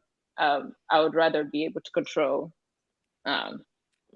whatever I put into my body, like eating and exercising, that type of thing. We got it. All right, before we move on, anybody? And no, stud is not the. I mean, it is a way that before we move on opinion. from Yeah. I can't. All right, before we move on, anybody got anything else on the last topic we were just on? Anybody got any closing thoughts? I had one more thing. I think that we have to consider that maybe I think, like Jackie was saying, really not to your point, but that they knew this kind of thing was gonna happen, where it would get out of control. It's just that they saw it as collateral damage because they were focused on the benefits to the 1% or top 5% or whatever. Like the idea that women are in the workforce, women being in the workforce creates consumerism, because women are 85% of retail. It creates consumerism. Now, what it also creates is a lot of broke people because you have a lot of consumerism. But if they're willing to say, okay, cool, I'll take the broke people, the poor people, the poverty. I'll take that. I'll take the, broken homes. I just need for consumerism and capitalism to be a religion. I'll take this collateral damage. Like I'll nuke. I need these houses to move. I'll nuke the whole land, and I'll take people being green, but I need the land. I need the land to be clear. They're willing to have the collateral damage or the kinetic impact happen. But yeah, now because I always think they know these kind of things will happen. They're just willing to take the risk of it happening. Fair enough. I can see that. The top 1%ers who fund the politicians wanted certain legislations passed, and then by those legislations being passed and these things being pushed, it creates a whole new workforce, a whole new customer base, a whole new everything. And that's what they wanted, and the hell with everything else. And the politicians went with who paid them the money. Got it. It's not creating a new anything because there's 4 kids between 7 people. So it's not really creating much new. I mean, it's just galvanizing what we already have. Well, no, it did create a whole different structure. No, I get it. But I'm saying, like, no, women in the workforce and things like that benefits the here and now because it's creating a new consumer base here and now. However, it's not going to be any consumer base the next generation because we're breeding ourselves out. All right. We about to roll and move along. Brenda dropped something interesting, and that was women in Africa celebrating Kevin Samuels' death. I find that fascinating. It's always fun. Now you said something in the back chat. I can't see it because I don't got it up. But you said so, to the 2-minute mark. Oh no. Just start over. So let me go ahead and explain a little bit before we get started. So this is the content creator. Kevin First of all, Samuels. So he's looking at it as just a neutrality. But whenever I was listening to the clip, I could hear African women who are talking very ill of Kevin Samuels. So play from the beginning until like that, and like probably 1:15. But it's just people are what shocked me is just African women are celebrating his death. So I was like, and before then, actually before even Kevin Samuel, the thing happened with Kevin Samuel. I was actually watching a BBC documentary of a Kenyan uprising of domestic violence of men. Men are the ones who are domestic violence, You're saying the men are the victims of this domestic violence? No. The women are the victims. And so it's a flipped. While the women are victims, and then the men are victims in America. But that's just me looking at different lens. But yeah. Okay. No, I see what you're saying. I see what you're saying. All right, let's go. Let's roll it. Kevin Samuels. He was a controversial relationship guru. But then this happened. I'm not sure what it is, but just he's not breathing. I'm trying to give him CPR. Rumors swirling on. I had to skip that. I don't like listening to 911 calls. I'm kind of a punk when it comes to that. I just had to skip that. I still haven't heard that. Even when everybody else was listening and playing and doing content on it, I can't listen to 911 calls of somebody. It is disturbing. Yeah, that's always disturbing to me, listening to a 911 call. I'm kind of a punk when it comes to that. But all right. Social media are now confirmed. Self-proclaimed relationship guru and viral YouTuber Kevin Samuels has died in Atlanta. And and I know that death is a part of life. And I know I'm gonna gather myself. And I am so happy your dad is dead. It's a beautiful thing. It's a beautiful day for Black women, as someone said. A great day, a joyous day. Every single one of you that spew nonsense like that, may you also be dropping at 56 years old. He's dead. Down on the ground, baby. In hell. That's where he is, sitting next to Hitler. Great to see that your daddy died. I hope more of them drop dead. And he died alone. And he died from cholesterol. Okay, why do you got to be showing Anton's look, he's editing on point though. I have to say. Anton sitting there dropping the Denzel Washington and Glory tier, and they just gonna play that over the African women talking. That ain't cool. They ain't have to do him like that. Oh, that is so funny. So funny. I watched all of Kevin Samuels' videos, and what I discovered is very surprising. Who are these women who supported Kevin Samuels? Why did many people celebrate his untimely death? Kevin Samuels was born on... into a little short documentary. That was it on the... Okay, if that was it on the celebration, we don't gotta... Yeah, you don't have to play the whole thing. No, I wasn't. I just wanted to hear the African women. Now you tried to draw a parallel that women in Africa, from their perspective, they got more reason, well, not to celebrate a death, but to look at what he's saying is problematic, because over there it's in a lot of African countries it's actual patriarchy. Like, women don't have as many rights and abilities. So when they hear a man talking like that, they more so than a Western woman are hearing the voice of their oppressor, so to speak. Correct. So you think that's their logic behind it? Was that more or less the argument you was making? Yes, and I can talk amongst yourself on that. I gotta go grab some more water. I'll be right back. Yes, and I have to find the other clip that I was the BBC one, that not only are they oppressed, but now these African men who actually, some of them are in America, they think that they're different. They feel like they are not Black whatsoever. They actually do the same thing to women, and I just happen to be a victim of them, a victim of one. But that's going to be a different story itself. But I'm still even just recovering from it. But yeah, so yeah. Mm-hmm. I have a question. What do African women think of Black American men?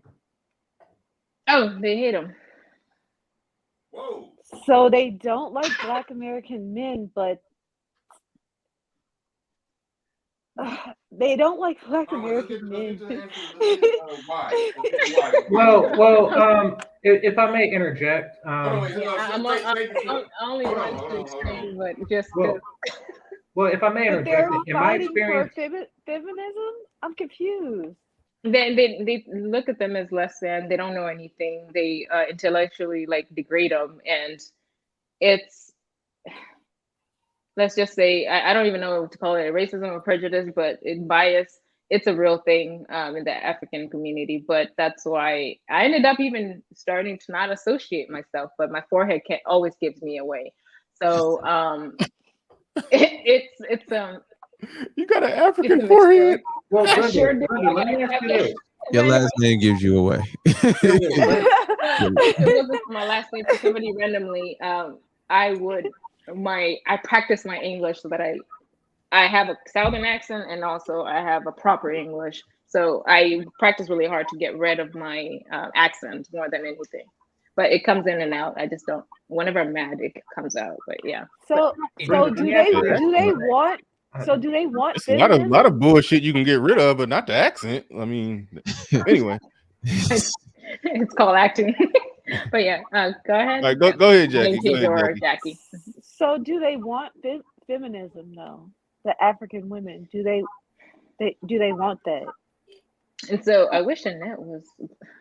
I wish she was here, but yes, they wanted it, and they have it. So the funny thing about Kenya, I wish OG was also here, but Kenya kind of mimics Western society. So whenever the previous president was here, guess what? Whatever he said over here, they will also, like, it's a copy and paste. They will also do it over there. But little do they know, the foundation that America has is different from what the Kenyan has. So literally it keeps Kenya in corruption. That's why China moved in, because of corruption. But it sound like to me that their dislike, it sounds like what you was getting at, that like their dislike for African American men is sort of rooted in just their overall African dislike for African Americans. It's not necessarily these men in particular are bad. They don't like niggas over there. I mean, that's what I want to make. And that's what it is. Bottom line, like, I want to you make can that know all distinction. you want, but they don't like you still. Oh, Jesus. Yeah, go ahead, GC. Go ahead. No, I want to make that distinction with Brenda, because I don't have much dealings with East Africans, but it's my understanding that that they dislike African, or they dislike black niggas. However, they have no problems with black people. Is that more accurate to say? Yes, actually, that's because everybody dislikes niggas. And we do have an abnormally high concentration of niggas in the black community. And it's really hard to tell which is which. Mm-hmm. Yeah, but if they generally view us all as a bunch of niggas, then I think it's probably still accurate that they just don't like black people. Until proven otherwise, then they probably do default African Americans as niggas until proven otherwise. My advice for African American men is to prove otherwise. And actually, that's what you have to bring up front. Yeah. Which is why I keep a sweater vest, because you never know. Correct. You have to be a rectangle. Yeah, exactly. You never know when you meet that Eritrean chick, because they're the baddest on the planet. You never know when you're gonna meet one of those, so you keep a sweater vest in here. That this basically says I'm with the gang that's not niggas, and you present that to them. Yeah, absolutely. And since I like Eritrean women more than I like Keisha, I keep the sweater vest in here. All right, GC, I'm gonna go to you on the whole idea, the notion that because they're, and I'll use air quotes, because they're oppressed over there, because I don't know to what degree, like I remember you and damn, I forgot her name that fast. Annette. I don't know how you forgot her name. I don't know why her name just left me like that fast. But that wasn't even on purpose. No slight to her. But I know she got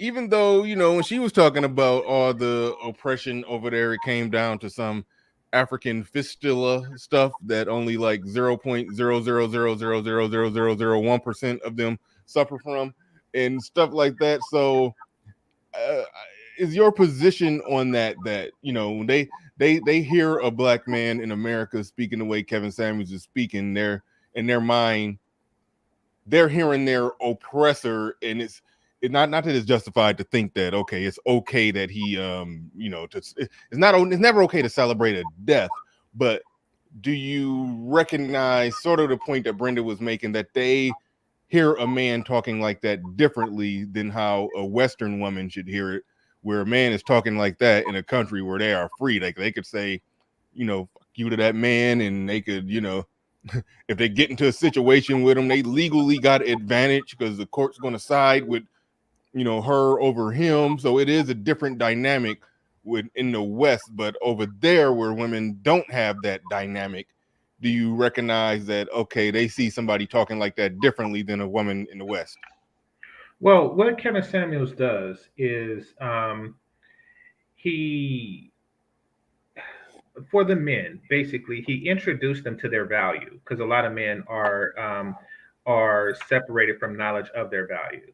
They're limited in that regard. A lot of black men really only see themselves through the false lens that black women have created for me. Like, you ain't shit, you ain't this, you're conquered, you're beta male. Basically, they've been barraged with all of this since birth from their mother and her friends, et cetera, et cetera, et cetera, to where, by the time they reach of age, they say they'll pretty much take anything, which is why you see these guys marrying these, 250-pound chicks and stuff like that, because they feel like, I'm not crap, therefore I don't have to hold her to any standard. What Kevin Samuels did was he said, something, you do have value. It's actually her fat ass that don't have value.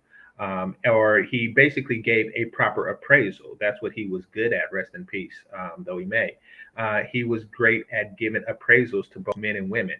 You see, a lot of black men gave improper appraisals of themselves, and a lot of black women over appraised themselves. It's kind of like if you have a auto district and black people don't know to negotiate, the car prices instead of for just paying the sticker. So imagine if there was a guy out there saying, no, you need to negotiate. The car is actually worth this amount. That's what Kevin Samuels is doing. And of course, the automotive industry hate him for that. Now, these women in Africa, as far as I know, they're being affected of them. There's nothing worse than an awakening of men knowing their value to subpar women. And if you're a feminist, you're a subpar woman. So, they. Well, my view over there, that somebody, even the brokest African dude, is got a fuck you bitch mentality. I mean, maybe I don't, maybe he ain't Yeah, hitting her, and they want to change that. They want to change that because he understands that, there's value in his penis, and, you're going to take this fistula, and he understands that. Now, they don't want him to understand that so that they can get more for less. They don't want a broke man, they don't feel like a broke man should be with an unattractive woman. They feel that an unattractive woman should be with a well-to-do man. And they want that particular relationship leverage. Kevin Samuels is reminding men that that is a bad deal. And he's telling women that as well, that, you are a subpar woman and you need to be with a subpar man. Jackie, you sitting like your back really hurt. That is not a normal posture. Well, Jackie, I told you to get like an old Asian woman to massage you, preferably Chinese. Am I not sitting straight? No, it was like you was you was sitting on your left elbow. It was like weird. It was weird. But Mike got his glasses on, so he about to say something real intelligent. So go ahead, Mike. You got it. What's your thoughts on the African women celebrating Kevin Samuels' death? Well, just for starters, like, I think that, like, when we cross cultures, a lot of things are taken out of context. I can really understand them kind of saying, I hear this man, he sounds like my oppressor, and I don't like it. But the line that I always draw is that you're still saying that somebody deserves to die for words. And I don't know that they understand, like, their anger or their, frustration, disdain, hatred, whatever. They're not understanding that you're kind of crossing the line with regards to saying that somebody deserves to die for words. And that, I talk when I'm on these kind of shows, and even I'm a little reserved when it comes to these kind of shows. I observe women talking. Women really, really do groupthink. Like, doesn't matter what culture, they groupthink. So that when you hear one woman say that, I'm thinking that probably the other women are just saying it because they heard the one woman say it and she's the loudest in the room. You know what I mean? Or the loudest in the, was that like, what was that? What Clubhouse. Clubhouse. Yeah. Clubhouse. Oh yeah, Clubhouse is wild. Clubhouse and that's actually where I was like, I need to get out of there. I had to not. Yeah. Yeah. And it's a lot of that, the group think and whatnot going on. And a lot of, like, I get it though. I do understand it, but they're taking culture out of context. It's like, it's certain things that we would see in any other culture. And we're like, man, that's why, like, the idea, like 80% of the world pretty much operates, whereas women don't really have rights like that. You know, like most of the world operates like that. We operate in the West mostly like, yeah, our women are, you know, we treat them, you know, well, essentially it's more egalitarian. And then when you get to the Black community, of course, it's, you know, the upside down. But for the most part, listening to them say that, like, they're crossing the line of saying somebody deserved to die for words. And I just don't think they get that. They don't get that even in their hatred or their disdain. It should be a line. No, Well, I mean, not getting that, would you say that makes them bad Give them people? credit. Go ahead, GC. I was saying, by virtue of not getting that, would you say that makes them bad people? Yes, they're bad people. Nigga said, Yeah. Yeah. They're bad people. Yeah. So I mean, make no mistake, because I want to make this clear. People, feminists, no matter what country, no matter what culture, are bad people. They're witches.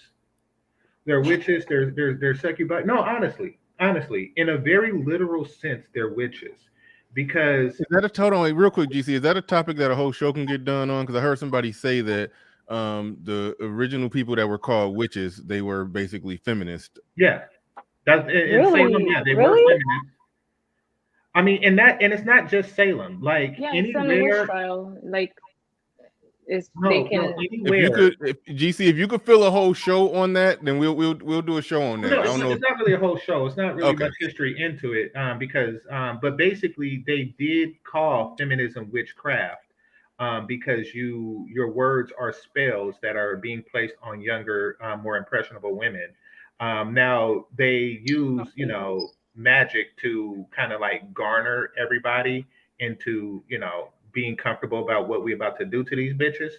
But rest assured, feminism was so toxic that they did eliminate it immediately and violently, because it's contagious and it's very destructive to any society or civilization. Now, what Africans have to realize is that, we're American and we could do this shit. Don't try to keep up with the Joneses. The Joneses got all the money in the world. You will go broke trying to keep up with the Joneses. You're stupid. You will grow broke. You will go broke trying to keep up with America. You're stupid. Don't do that. You don't have it like that. So, and that's why you shouldn't vote, because you're not you voting with, she got this, I want this. You're not gonna have that, until your country's GDP is just ridiculous. And you want to know how America got to where it's at? America got to where it was from the death of Black and white soldiers and the foot of Black and white women's asses. Now, until you're willing to accept that level of patriarchy for 150 years, then you're not ready for this shit. You're not. Wealthy countries are born out of patriarchy. They're not born out of feminists. What country started with feminists? None. Rome didn't start with feminism. Greece didn't start with feminism. I heard stories. The laws really favored the men in every great civilization, and it always declined with feminism. So you haven't even built your nation. I'm talking to Kenya. You haven't even built your shit, and you're trying to act like us. Don't act like that's what I was saying, because they're like, why are they mimicking? I remember having a conversation with my dad. They're like, well, that's what they do. Trump says one thing, they try to implement it. I was like, because my dad was reading a lot of during that time, a lot of news. So I started even reading it too and asking, but they trying to be like America, but they need to build a powerhouse first before they could, and then give it to the women. Yep.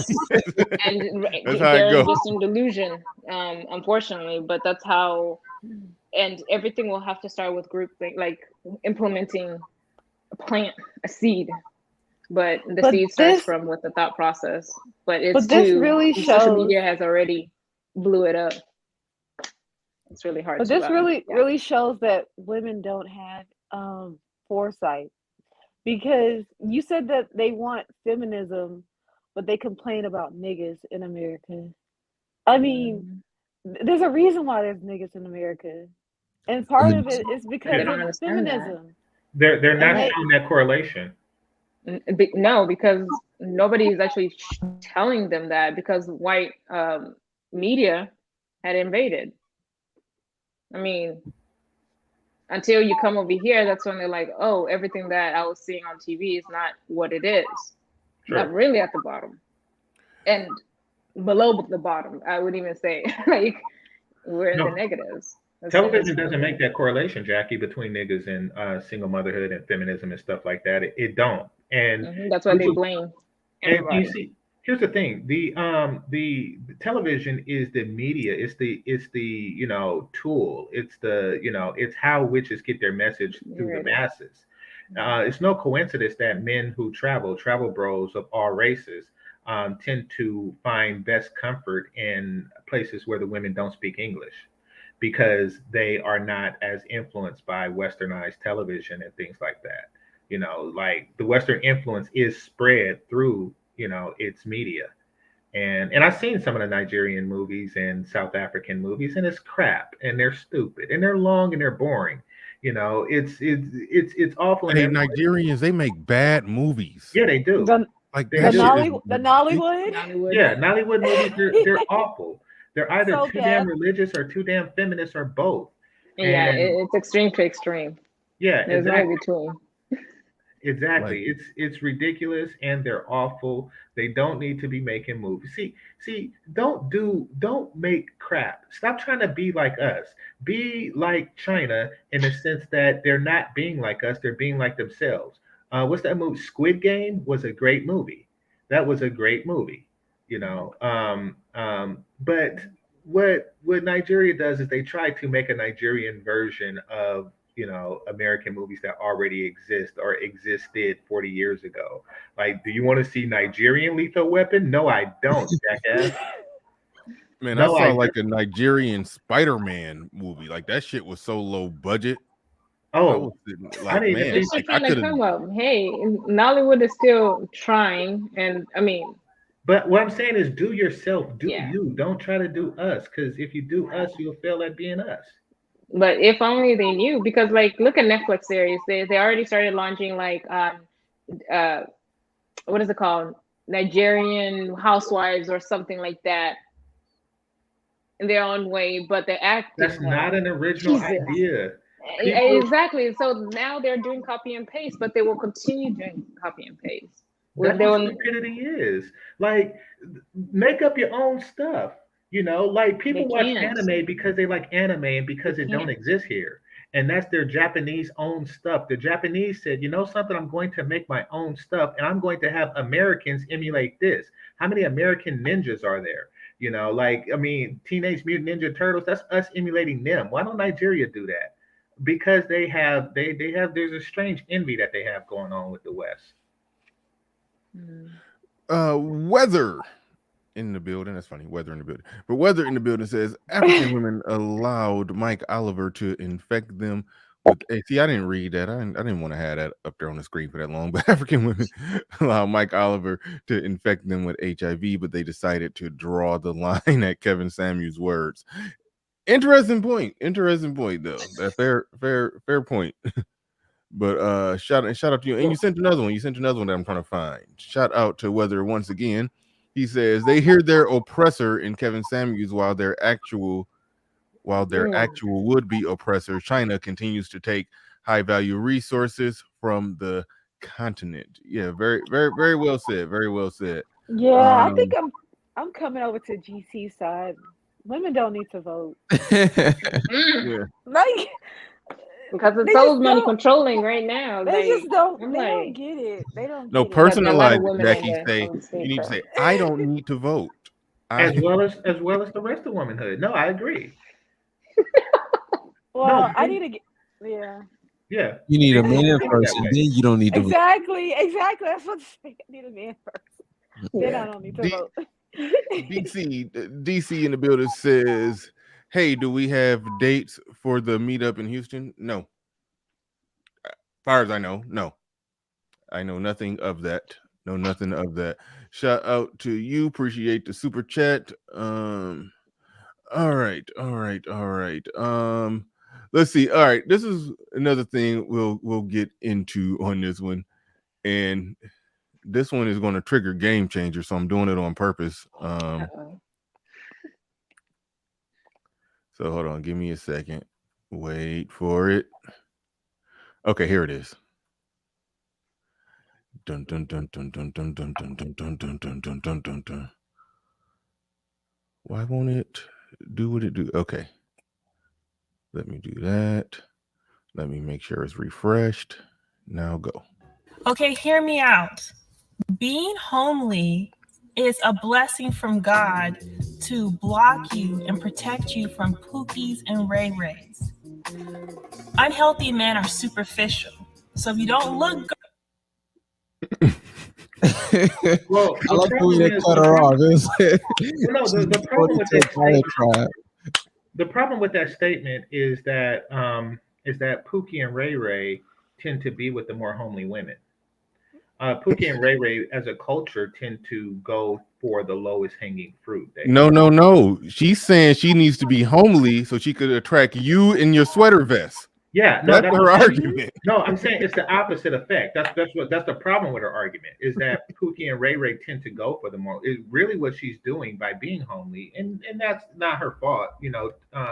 Just through genetic misfortunes, is she's basically attracting more Pookie and Ray Ray because define homely. I'm not going to understand what homely is. I didn't think homely was genetic right.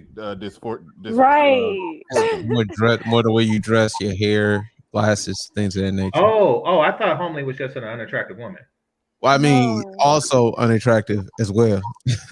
It's more they just look they're not trying, they don't care. I mean, no matter what, like non-Pookies tend to shoot from the top. Meaning that if they go to an event or a function like the one in Dallas that people talk about, they tend to go 9, 8, 7, 6, 5, 4, 3, 2, 1. Where Pookie Ray Ray is the opposite. They go 1, 2, 3, 4, 5, 6, 7. As far as who they approach first. No, honestly, as far as who they approach first. I agree with Game Changer there. Yeah, so they're really putting themselves at a disadvantage, being less attractive. I mean, it wasn't a homely woman that shot down a marriage proposal by Michael B. Jordan, now was it? Now, and I'm pretty sure many homely women would like that opportunity, but they find themselves with, entwined with Pookie and Ray Ray. I mean, it's really absurd, but what it is it's a coping mechanism for homely women. It is. It would be the equivalent to saying, being broke is a good way to keep gold diggers away. That's true. That's or act broke. So it's true. Act broke until you find the one. Yeah, exactly. I mean, but really, what you're doing, you're keeping all women away. Movies like that. Mm-hmm. Well, all right, Mike. You heard what you said. She's being homely so she can attract you. I mean, she's doing all that for you, brother. She's just trying to draw you in. Yeah, I agree. The final point that he made with regards to just not attracting any men. Men don't like homely women. I mean, I don't care if you're broke. I don't care if you're. But now, men also saying that men like sexual access. So that's why you get overweight women, homely women, whatever, kind of women, the ratchets and whatnot. That's why they get, penis, because dudes also like sexual access. You're just disqualifying yourself for the men that you want. And you're trying to also not try hard. Like, it's one of those things, whereas when you're losing already, you tend to not try as hard. I see that a lot of times, like anytime I'm playing basketball, like if somebody on the team feels like, okay, we're going to lose anyway, so they just stop trying completely. It's like, yeah, we need to get him off the court. Like, she just needs to be completely out of the game. Because somebody might listen to that and believe her. Not to say that they will believe her, because I think that it's obviously flawed. Like that logic is obviously flawed. It's just like what Game Changer just said. It's like, okay, be broke, and that's how you ward off all the gold diggers. It's like, obviously that makes no sense, because that has a kinetic effect that you don't want. Like, the actual looking homely just disqualifies you for every every man. So yeah, it's a bad idea. And no, I won't be following her on, is that TikTok? Yeah, I won't be going over there. Won't be going over there to her at all. She didn't attract me. It didn't work. All right. Jackie, what you got on that one? Okay, I think someone being homely is basically low self-esteem to me. If that's your attempt to not care, I see that as low self-esteem, and you're gonna attract somebody that really is okay with being with someone who doesn't value themselves. So I don't see how that can attract I guess a high value man or a respectable man. But only Pookies and Ray Rays would really want somebody who has low self esteem because it's power that you really didn't earn because she doesn't feel that good about herself in the first place. So you just I don't it's just flawed to me. It seems like the opposite approach to getting what you want. She's down about 20 points with like maybe 2 minutes to go. So she feels like she already lost. That's why she's pulling the starters out the game. That's yeah, what she's pulling the starters. And she's I think she's unloading the bench. She I got the think third she string in, closing out the game right now. I think she's trying to go for that. He has to love me for the contents of my heart and my mind and stuff. I think she's trying to go for that. Like I'm gonna look homely because that will force him to get to know me. But it's like, do you not Keep me at understand? home. Do you not understand men? Like they got to get the interest first into knowing you before knowing all that other stuff. So how do you even attract them to get to know that extra stuff? I think she's one of those people who's like, it's all about my character. Like, She okay. doesn't, and I also too, not to cut you off, Jackie, but I did. I don't think she has she doesn't have a dating life to test that out, even. You know, like it doesn't sound like it's just like immediately you kind of get that she doesn't I don't think she has a dating life to even say that maybe this may work. I'm just trying something different. Like, no, that would immediately not work. It would just immediately not work. You know, like, yeah, it's garbage time. She's 2 minutes, 20 points down, garbage time. Well, and she's also speculating. You know, she's basically saying that there was a guy who didn't approach her that was Pookie Ray Ray, or she just gives a Pookie Ray Ray label to a guy that doesn't approach her. You know, like, oh, it's a good thing I'm homely. But I mean, yeah, like if Bernard didn't approach her, she could say, oh yeah, he Pookie Ray Ray. It's a good thing. It's a good thing I have my homeliness up because it protected me from Bernard. You know, like that's really the logic she can go by. Now she can't definitively say, I know she can't, that Pookie and Ray Ray have stopped approaching her because right. Pookie and Ray Ray don't stop approaching.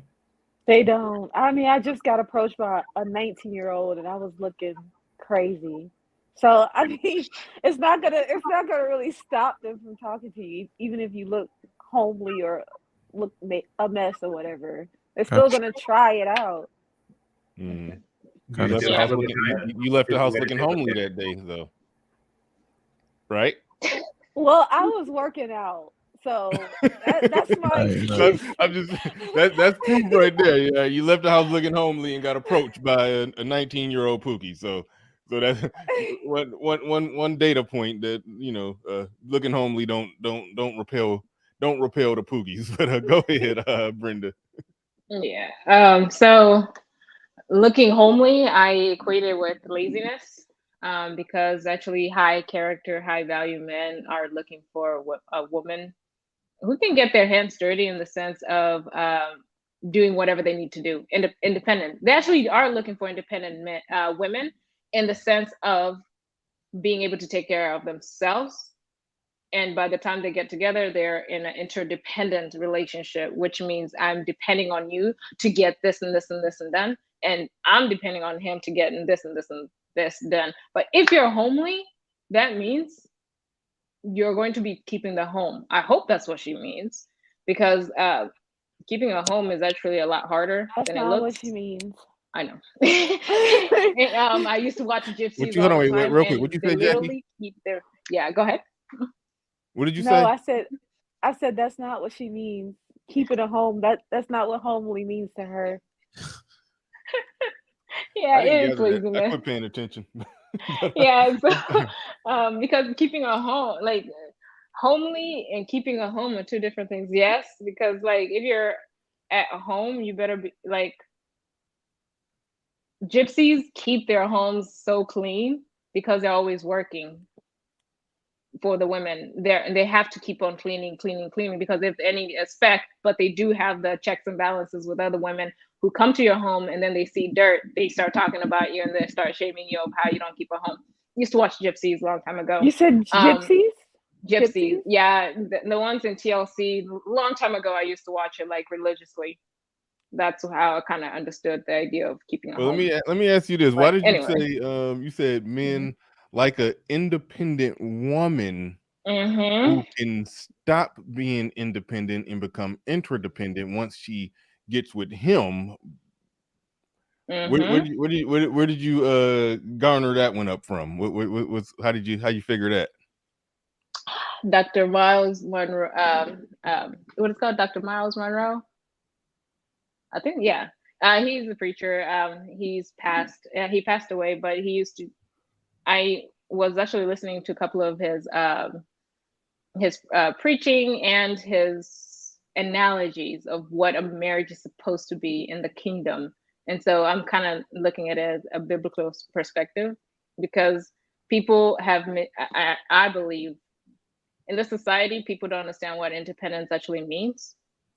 And so I've never heard a lot of people until him actually use the word interdependent. And I also looked up the word interdependent, because people think that if you're with a person, you're dependent on them. But what if it's not even the dependence is more of a trauma bond, but the interdependent is like, hey, I'm choosing you so that I'm choosing you so that we can work this thing called life together, that type of thing.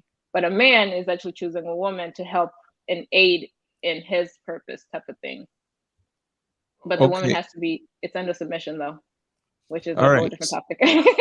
Yeah. So Brenda, what the starting off as independent and then becoming interdependent.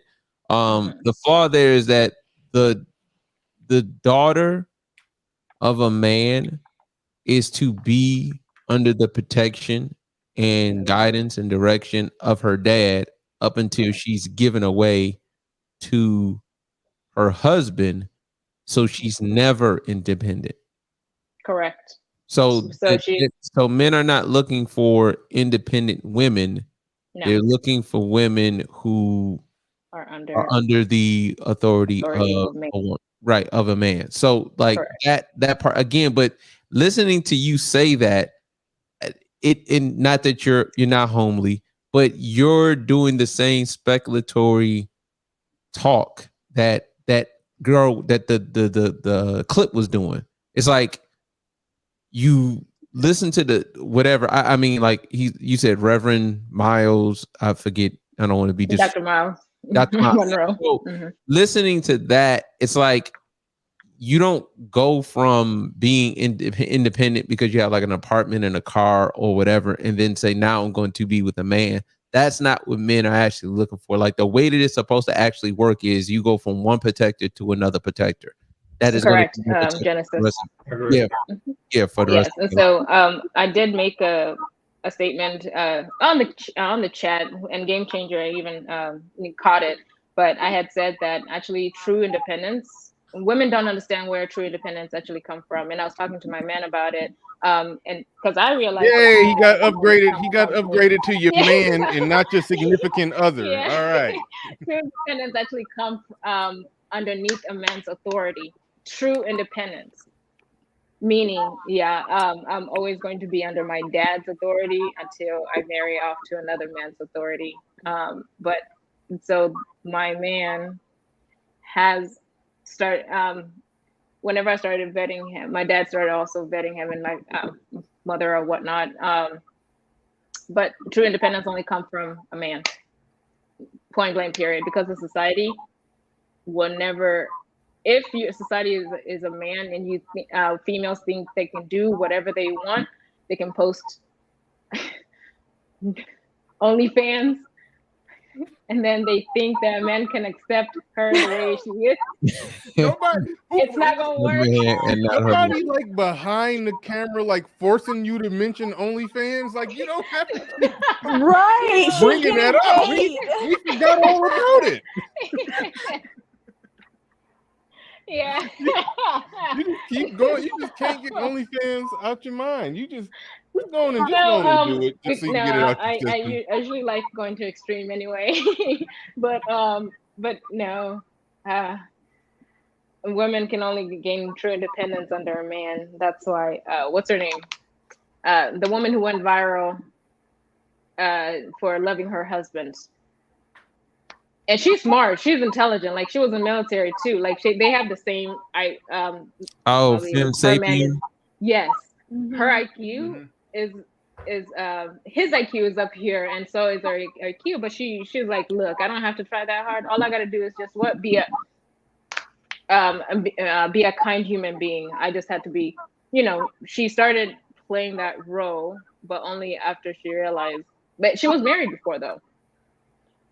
And then she was like, she probably was wearing the pants in the relationship. She later on realized that. And then she was like, I don't want to wear the pants. So it's a choice. But she assumed the role. And then he still, yeah. But anyway, but it's underneath the man. So she can do whatever she wants. Look pretty, da-da-da. And then I was like, oh, that's actually very simple, but it's not easy. Simplicity requires work. Easy doesn't require work. So, but women don't understand that concept yet. All right. Go ahead, GC. But Mike Epps Jr. Day. To your question, I was adjusting my chair. That's just to answer your question. But go ahead, GC. No, I just wanted to point out that I think it's difficult for women to cope with the fact that that less attractive women are lesser women in the eyes of the overwhelming majority of men.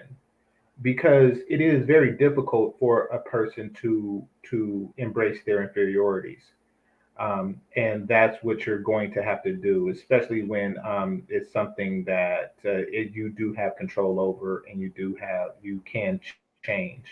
It's however, what she's attempting to do is say, and I see fellas doing this, and I'll address that now, but is trying to say that the equation has to be balanced. You see, there's this belief, and there is probably due to the video games we play and the TV that we watch, that if you are exceptional in one area, you have to be deficient in another.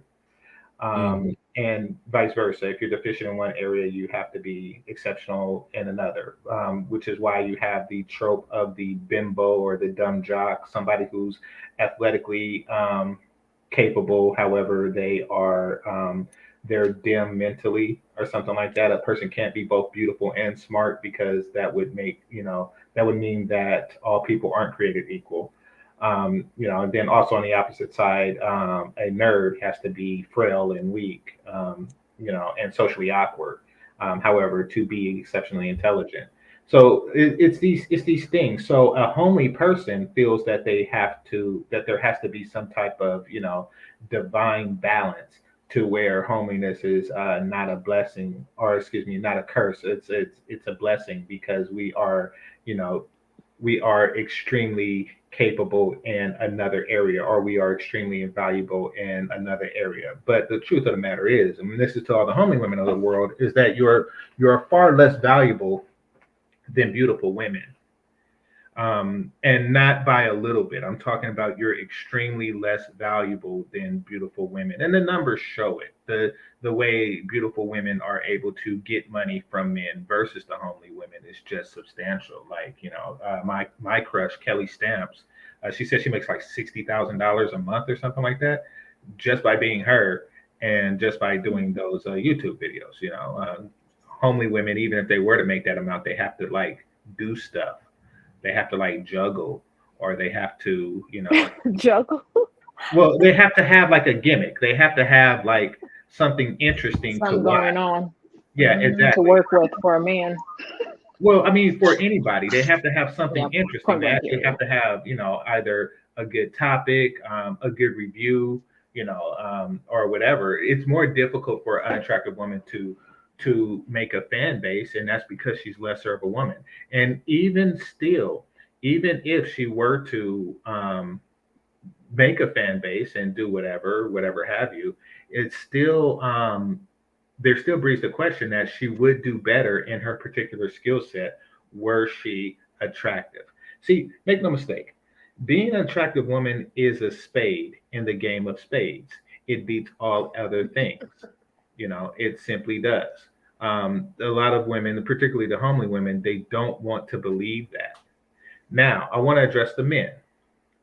There is nothing wrong with a 9 pluses box, you dumbass. Those of you who say 9 pluses have trash boxes are stupid. That's just your way of Real quick. Hold on. Before Game Changer go on this rant, this is a follow-up from a previous conversation that was happening on my show in the chat room where somebody was making the argument that women who are 9s and up have trash vagina.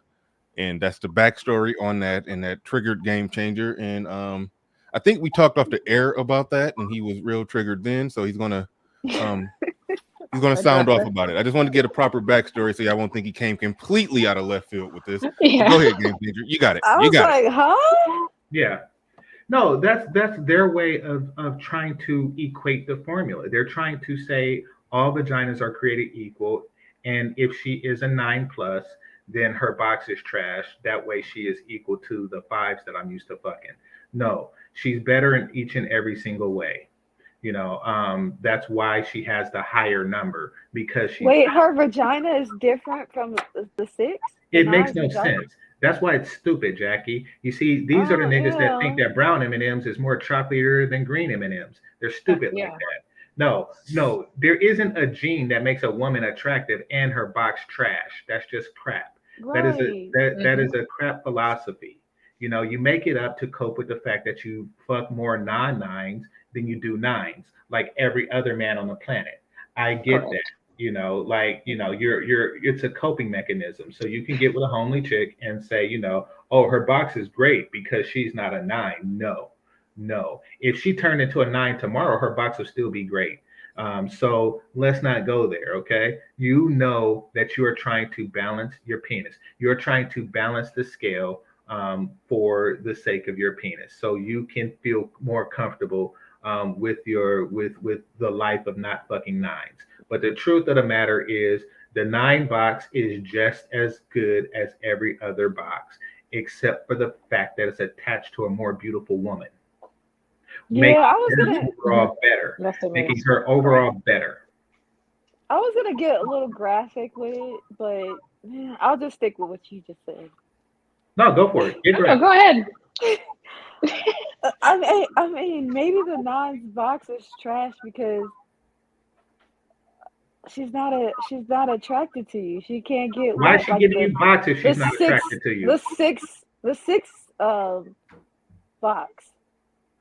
I don't get Jackie, how. why is she giving you box if she's not attracted to you? So okay, answer me this. You're a woman. Is that what you do? Is that what you do? You look at a guy and you say, you know something, he's attractive enough to get the box, but I'm gonna make it real shitty because he's not. You can't control that. You can't. So exactly, that's my point, Jackie. Right. That's the bullshit that they're trying to push. Just like you can't control it, no 9 plus can control it. It's ridiculous. Yeah. The only way you can make that argument is that if you're arguing that 9 pluses are going around willfully having sex with men that they're not attracted to. Now, perhaps if he's a millionaire, okay, then may be. But overall, in general, Okay, all right, but I don't think. But if it was predicated on a guy, hold on, wait, real quick. If it was predicated on a guy in the chat room who was a millionaire saying that, hey, I get a better performance out of 6s than what I do 9+s, then I could understand that. But it was regular dudes saying, nah, 9's got trash box. So I'm like, so you just a regular dude, probably make decent money, and 9s are just giving you pussy based off of your looks, but they're not excited about it. It's like that's a weird argument to make. It's very strange. They're probably just more so talking about, and I didn't see that in the chat, but they're more so probably talking about the experience, the enthusiasm of the exactly. You know, like they're not performing. You know, they're not putting the work. Right, like a woman who is less attractive who knew she had. Look, I gotta act like I want to be here. Yeah, no, that part of it I do understand. The flaw in the logic, and this I know they're basically pulling the argument out of their ass. The flaw in the logic is if a woman is extremely attractive but is not given as much effort. I've made this comparison. It was one of the most attractive women I've been with. I'm not even about to get into the details of why it was bad, but it wasn't. It ain't had nothing to do with her attractiveness. It was just something else weird that was going on that I don't feel like getting into the details of explaining. But I still would rather get with her. I still would rather have sex with her versus some other woman who wasn't as attractive, but I was having sex with her, but she is the superior female. As the more attractive, she is the superior female. Correct. Yeah. That's why she's a 9. And so you actually saying, Bernard, you're actually saying you will still give her because she is attractive, no matter how. You'll just give it to her because she's attractive. Well, not just matter just giving it to her. No, it was overall enjoyable. I still enjoyed the experience with her, even though it was some stuff that was like, it was some weird stuff about it I don't feel like getting into, but it still was an overall enjoyable experience. Because she's a 9. A chick that was just she. I mean, it was a drought, and I didn't find her that attractive. It just is what it is. Yeah. But the attraction factor has to be there from the beginning. I thought we were talking about 9. Well, no. The chick. She is a 9. No, the chick that I was talking about, where something was weird about it, that she was very, very attractive. I'm not going to put a number on it, but she was very, very attractive, body, everything across the board. But no, so it's a bullshit argument to me to say that a 9's, if you're having sex with a 9 is trash. Like they try to shame you out of 9 pussy. I want to the women that I've had sex with, regardless on where they were at on the scale of attractiveness, it varied across the board. It was some less attractive women where it wasn't as good. It was some less attractive women where it was good. It was some very attractive women where it was really good. It was some very attractive women when it was, not as good. So it varies across the board. I think people are trying to justify whatever they're relegated to. If somebody only can get pussy from fat women, then that's the person who's arguing, hey, fat women got the best pussy. They trying to justify their lot in life. That's what's going on there. Yes, somebody who don't got access to the 9+s, they're trying to justify, hey man, you got a 5 or below that they got the best pussy. So it's a nonsense game where you're trying to justify your lot in life. It's the opposite. It's the opposite argument for the homely girl. It's like being homely where it's at. You know what I'm saying? It's like exactly. And that's why I use the whole 9+ analogy. They're trying to balance it. They're trying to say, all women are created equal. The ugly ones make up for it in enthusiasm and biologically tighter, wetter vaginas. I want to address KG. He says, it's that pretty women can be lazy in bed. Listen, ugly women are lazy in life. How do you think they're going to behave in bed? Like, they're lazy in life, Man, pretty women, you out your damn mind. What's her name? Brenda. Brenda can both flip and float. How lazy is that? Yeah. There's a fat ugly bitch that can do something like that.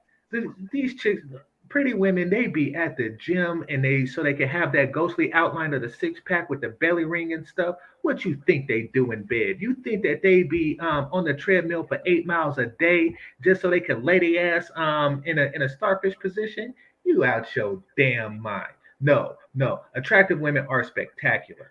Okay, 9 pluses are spectacular. Being the top 20 or the top 10 percentile of anything is spectacular.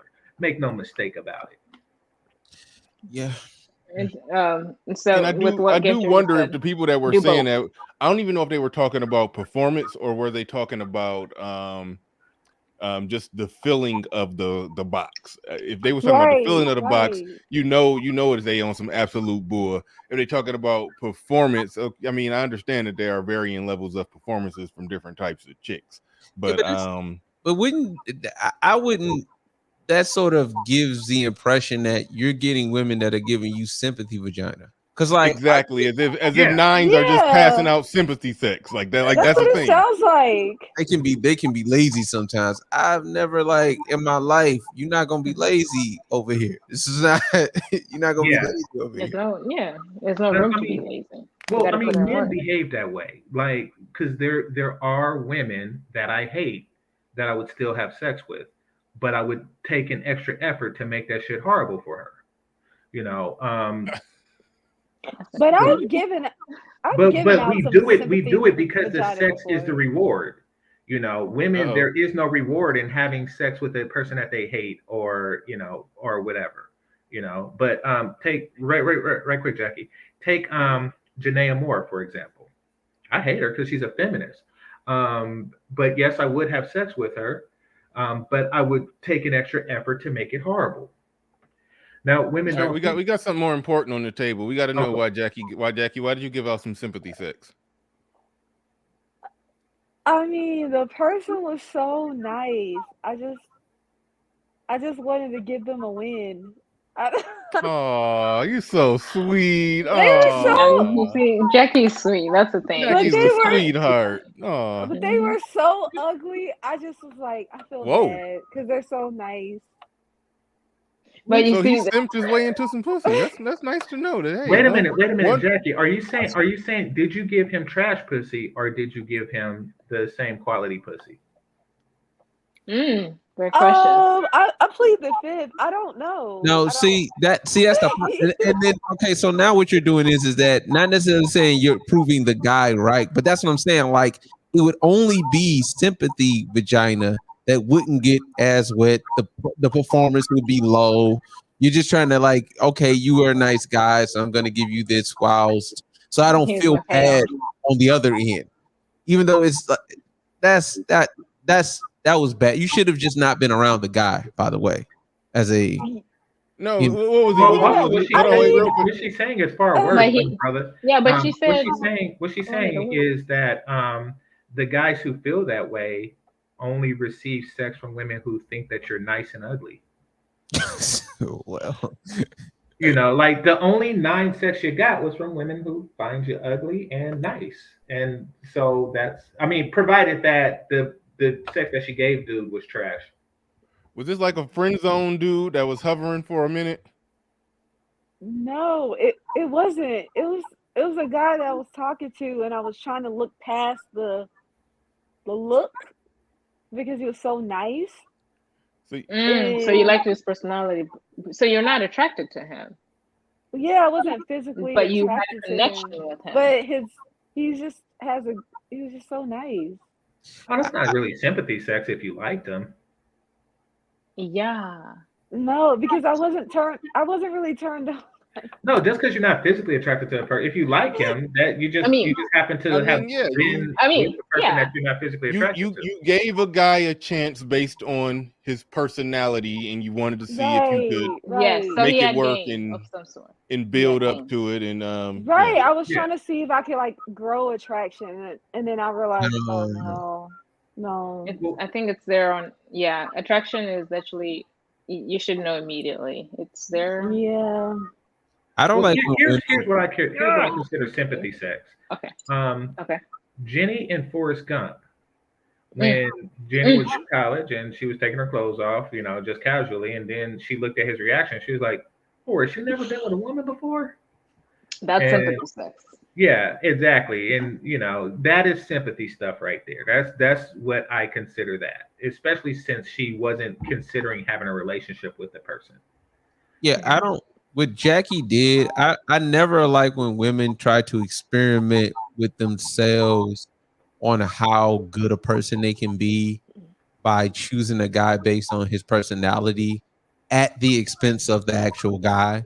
Because granted, you gave him some coochie, and I thank you for him because he got coochie at the end of but Yeah, that was the win. But Well, she did say that she wanted him to win. So she yeah, made sure she I was rooting for him. I was rooting for him. I was rooting for you. No, you. But now he thinks that he got it because he was all that. So now his because inflation of ego walks out. ghosted him after he. But see, that's the thing. You said, hold on, wait, time out. It just got more interesting. You said you ghosted him afterwards? Jackie's a savage. Got it. Was it that bad? It really was. I ghosted him afterwards, and he kept hitting me up, and I was not responding. And you want to know why? Jackie, you want to know why he kept hitting you up? Because your box wasn't trash. See, yes. See, that's he got into the whole box. notion of if you fuck your physical superiors, it's gonna be trash is ridiculous. He Jackie also you got it. I'm sorry, GC. Jackie says exactly. She wasn't into him. How could the sex be good? Because he was into her. Literally. Yes. That's how sex is good for a man. Like, what does it matter how much she's into you physically or something like that? Like it's really about how much you're into her. That's what makes sex good for me. Well, and a woman reaction to it definitely moves the needle. That moves the needle for me. Looking good moves my needle. No doubt. No doubt, but her reaction to it, her the sounds she makes, all that moves the needle a lot. So yeah. So I mean, so she has to be into you physically in order to make sounds. No, it can be an act. I do think it's the case that how turned on she is and how wet she gets is a factor in the equation of how how aroused and how much she's going to bodily react and moan. So yeah, that is a factor in the equation. But still, I agree with you that the whole premise that they're laying out is a flawed premise, unless we can just accept that nines are just passing out sympathy sex to guys who are 5s and 6s, and which I don't believe is happening. So their whole premise that nines have trash cooch is just a flawed concept to me. So no, they still have trash, but that's the thing though, because like they can still have the trash cooch. What'd you say? No. Wait, Jackie, what'd you say? Yeah, go ahead. No, I want her to repeat what she was saying. Oh, okay. I'm sorry. Go ahead, Brenda. No, I still have to agree with Game Changer that they can still have a trash cooch because it's all their body, everything. Like they can have the whole act like perfectly spot on performance because it's sex is, as KG says, sex is a dance. One off step partner can mess it up, can mess it all up. So she can also mess it all up, like too, depending on the time that she's giving it out or whatnot. But with women, they kind of move a little bit more. They kind of move differently. Men, it's just cooch. Like it is what it is. Like men, it's just they can. As my man usually says, he can walk outside and fall into some cooch easily, and it won't be different from 9, from a 10. Like he has told me, like from 10s to like 2. Like it's the same. So I was like, that's interesting. So that's why it's like I have to agree with Game Changer. Like, no, what she's saying is true. The quality of the physical act really don't vary much for men. Correct. Which is why men rarely, like women will say, I had bad dick, but men had very few. I know I had very few actual bad pussy. So yeah, because it varies. It varies from woman to woman. And the times that I did, it wasn't their fault. Their biology was just different. But yeah, it feels good. It feels good even when it's bad. But the thing is, with an attractive woman, the overall visual of looking at her during the act of, that does make all the difference. So anybody trying to say right, exactly. attractive And that's woman, what makes her a better woman. Nines are better, and But not people like the because of the ones in attractiveness the factor. yeah, and people like just like Teslas are better than my car. So but I can't afford one. And people who they want to say that it's equal. They want to say that it's equal in order to equal out vaginas, so you can justify fucking the ones and twos. Like, oh, this is just like a nine. No, it's not. No, it's not. Is you are generic pudding. You want to know what generic pudding tastes like? It tastes like the shit that you shit when you eat Jello. That's what it tastes like. It's awful. Generic pudding is awful. Why y'all looking like that? you said the shit that you shit when you eat Shit. Jello. Yeah, that's what generic. Have you ever tasted generic pudding? Like the select No. brand pudding? Hold on, wait. The shit that you shit when you eat Jello is the part that I'm confused about. That's what it tastes like, Bernard. That's what generic pudding tastes like. Tastes like shit. It tastes like shit. It tastes like Jello shit. Yes. I've never. Okay. Ryan Decipher, thank you for the super chat. Appreciate that. He says a Ferrari with a V6 is more appealing than a Buick with a V12. I definitely understand the point that he's making there. Yes, the physical appearance, the outside, all of that is what matters more than necessarily what's going on under the hood when it comes to a woman's attractiveness. So I mean, or even her sex to some degree. Even her sex, but all right. It don't vary It's more enough to expensive to justify maintain. fucking ugly bitches. That is what Exactly. No, I agree. That part I agree with. It's the scale from just talking about just the feeling alone. The scale from the best feeling to the lowest feeling is not that. That's not a major needle move. Please put this super chat up, please. Okay, why didn't Jackie just say I'm not attracted to you or give him top? What? Sleeping with a dude you aren't attracted to seems impulsive.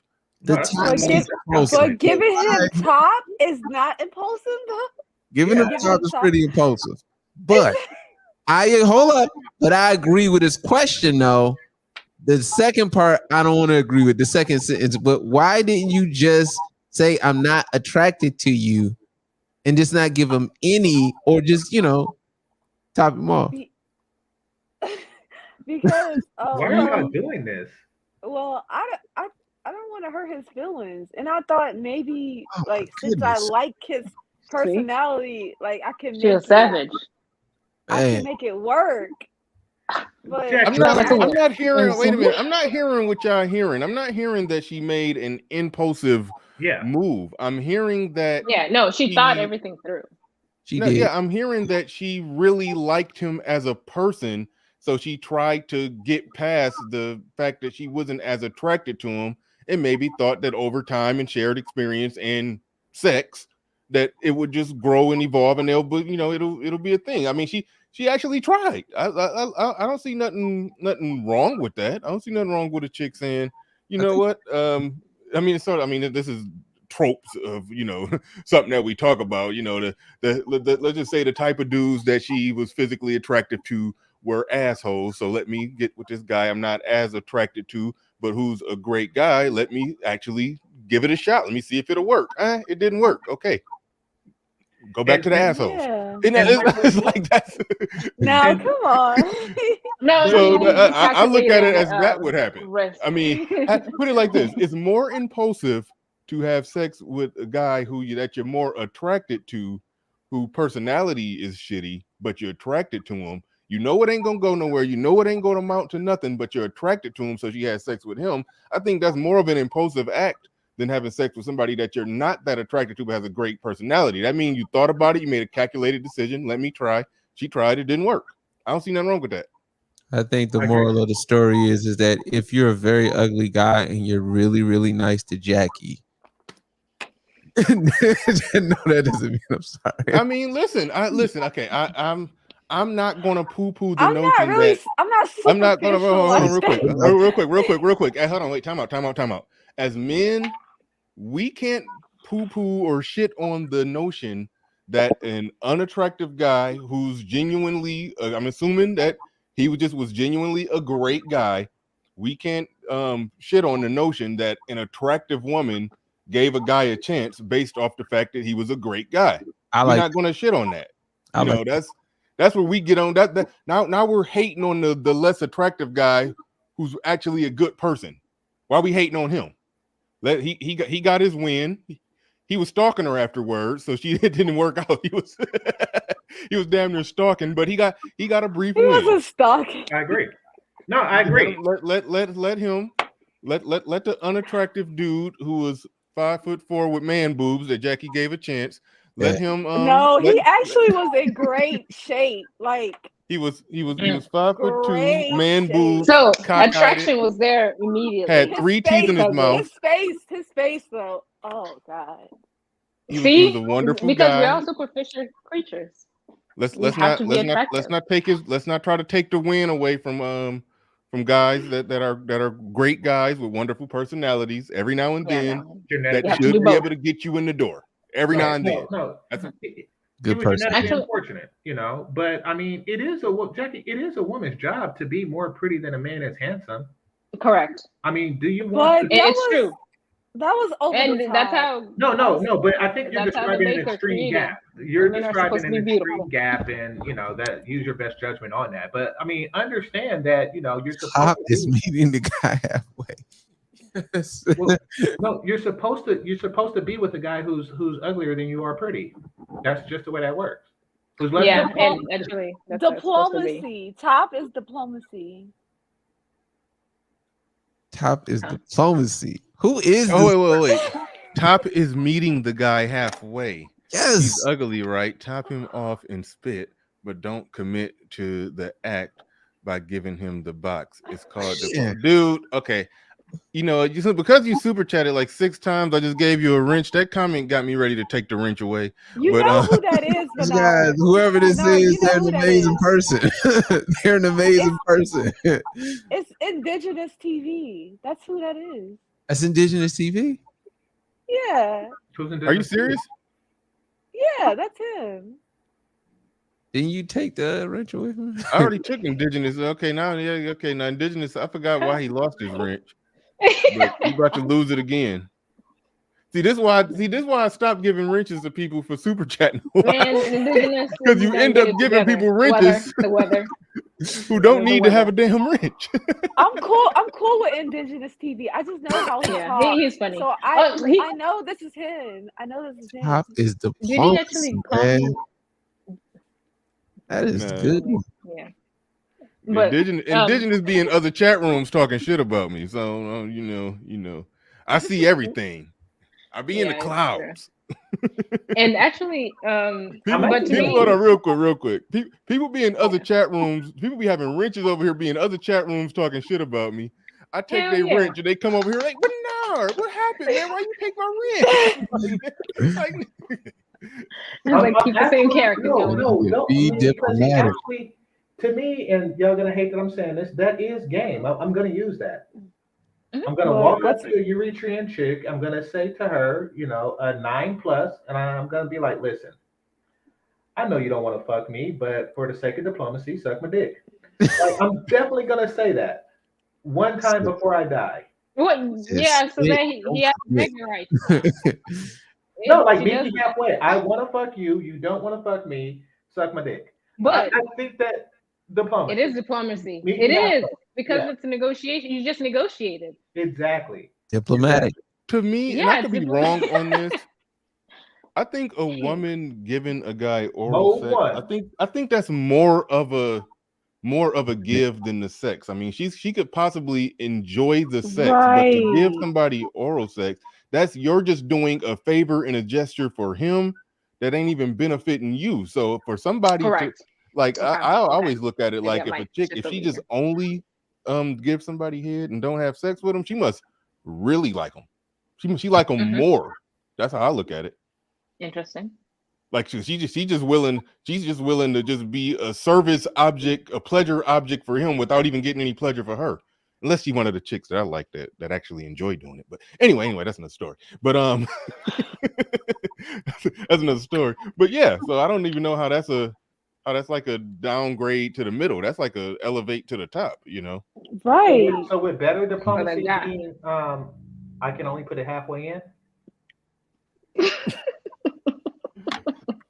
Till we still get the bragging rights.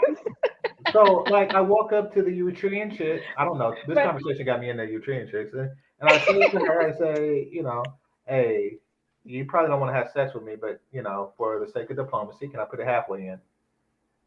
Yeah, I don't think that's gonna work. Okay. No, I don't think that'll work. I think with the example of the 9 chick, 9, and then Jackie's story, to me, it sounds like for men, you just got to do both. For women, you just got to do both. So we have What's both? What's both? For women, freaking the sheep, lady in the street, freaking the sheep to the right person, and then the men just to figure out who you want to. Yeah, I understand you got to practice with any type of chicks, but the time that you do settle, you choose the one which is in the middle. Do anybody know what the hell Brenda talking about right now? I'm do. I'm so confused. Everybody. Okay, so we're looking. Mike, hold on, wait, real quick. Mike, you got your glasses on. You're looking smart. What is Brenda talking about? Translate it. How do you win? I have no clue. That's how ridiculous. That's how confusing. Okay, I have more glasses and I still don't know what she is saying. Okay, who won? Jackie's side. Who won and who lost? Let's look at it like that. So did Jackie win because he clearly won? Okay, because you gave it up because of sympathy. Either that, because I gave him a win. He clearly won. Okay, what about the? But that is a win. That is a win. So that's a win as a guy, right? If a guy's a 4 and then he get with, let's just say, a 7, even if it's just one time, and even if she ghosts him, that's still a win for him. Mm-hmm. He still came up that night. Ha! Literally. So. All right, and then sorry, Bernard, I'm gonna put you on the spot too. Okay, so with the chick with the 9, who won? Because of sex, you won, but because of whatever other thing is, she couldn't retain you, or you didn't want her. Oh no! It was an ongoing thing for a while. Oh, okay. So it was like, it was 6 months to a year. I mean, of casual sexing. So no, it was a win. It was a win for me. So whenever it comes to sex, guys are going to win. What'd you say? So it was a win for her only with the time that you're, I guess, together. The off and on. Well, no, it was a win for both of us because both of us we genuinely liked each other. So you only win whenever you actually like each other.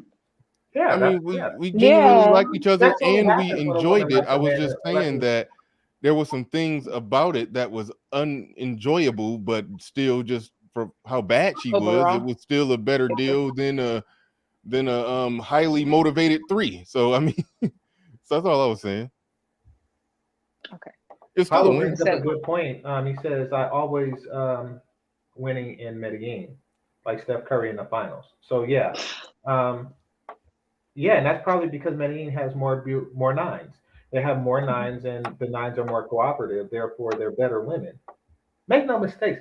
9s are better than all numbers below 9. That's why it's called 9. That's why the head of 9 is at the top, because it's above all the other single-digit numbers. It is. Not a 6. Exactly. That 6 is beneath 9. It's just better. All right. Shout out to Indigenous Weather. Says, Jackie, don't ever be afraid to tell a man no. In all seriousness, you weren't obligated to give him anything, ugly or not. Bernard, it's all love. Yeah, it is. Respect to you. Indigenous Weather. That's what I'm gonna call you now. Yeah. But it would never know disrespect. It would never. I know I wasn't obligated. I don't know how y'all are. Okay, go ahead, Jackie. You defend yourself. Go ahead. I mean, I know I wasn't I wasn't obligated. I made a decision like, yeah, I'm gonna do this. I didn't feel obligated. It's just that he was just such a good person. I'm like, he kind of The least deserves I can this. do is give him. Put it like Yeah, this. I understand. I would put it like this. I would love You're to such a live good in the woman. world. I like What if the world operated this way, to where a woman was a 9, a guy was a 6, but was a great person, and let's just say he had a good job and a lot going for himself. Like, well, I mean, if he got a lot going for himself, then that 9 will mess with him. But no, I mean, listen, I don't know why y'all are hearing the story kind of cockeyed. I like what Jackie did. Don't get me twisted. I like what Jackie did. Yeah, no, I promoted. I promoted. She gave a guy a chance. Let's just say he was an all-around great guy. He just wasn't just superficially just appearing to be great. He was an all-around great guy. Would have gave her full commitment, married her, been an excellent husband and provider, and everything that a woman says that she wants. So she gave it a try, but she just couldn't get turned on enough to keep going forward with it. But she gave it a try. Yeah. As men, we can't knock that. All right. Men, we can't knock that. If some badass Holly Berry looking chick came down and said, "This average guy, he's a great guy. I'm going to give him a shot. She had sex with you once," and like, nope. You can't get mad at her. She gave you a college try and then said no afterward. Yeah, you can't get mad at that. I was just wrong for the ghosting. I just couldn't tell him why I couldn't do it anymore. Man, that's par for the cause. Chicks ghost more than men. I mean, that is an uncomfortable conversation to say that, to tell somebody I was unattractive you're a great person, but your face is ugly and I couldn't get aroused during sex. That's a tough conversation. And that's an ego degrading for men, because men move with their egos. And so I actually agree with Jackie here. Yes, you're a savage, but this chick was calling me for this chick was calling me for 3 months afterwards, and I couldn't bring myself to tell her that when you took everything off of that muffin top thing you had going on, I just didn't want to see it naked again. So you understand me? Like, yeah, I understand. I'm with you. I understand you completely. Hurting people's feelings, which is great. Yeah, and I couldn't bring myself to tell her that muffin top, seeing it move back and forth during sex. It was attractive. Well, Bernard, you know what I do just in case for things like that, situations like that. I tell them that I don't have condoms.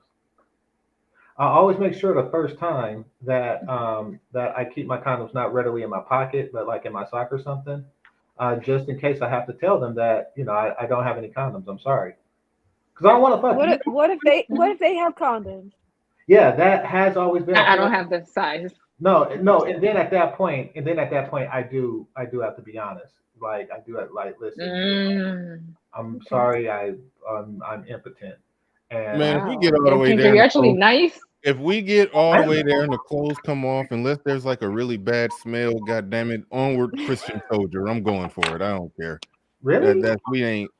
I can't imagine what's gonna.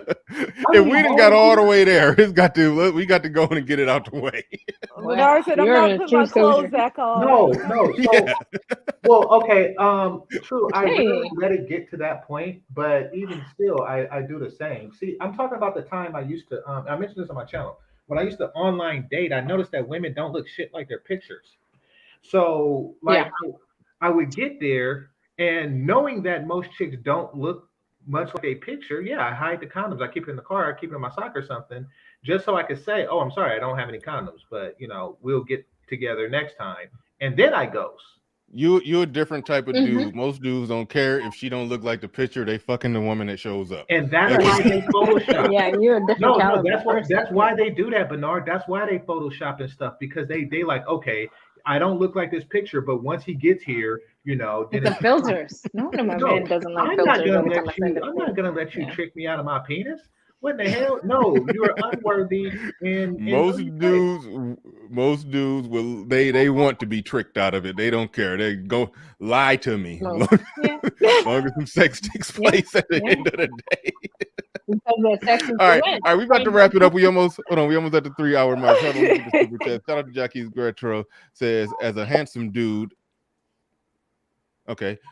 He said if you only go for women that look better than you, you will have your work cut out for you. I strongly disagree. that's Nothing true. wrong with No, women no. being more. Everybody. Well, that's true whether you're Anybody. handsome or not. Like Yeah. everyone has their work cut out for them, except attractive women. In the sense that if you're 5 and you're going for a 7, you have your work cut out for you. But really, the way Jacquees, the way the equation works, as far as what you should shoot for, it's really your attractiveness level. It's 10 minus your attractiveness level divided by 2 plus your attractiveness level. 5. What? Say it again. Say it again. It's 10 minus your attractiveness level. Okay. Divided by 2 plus your attractiveness level.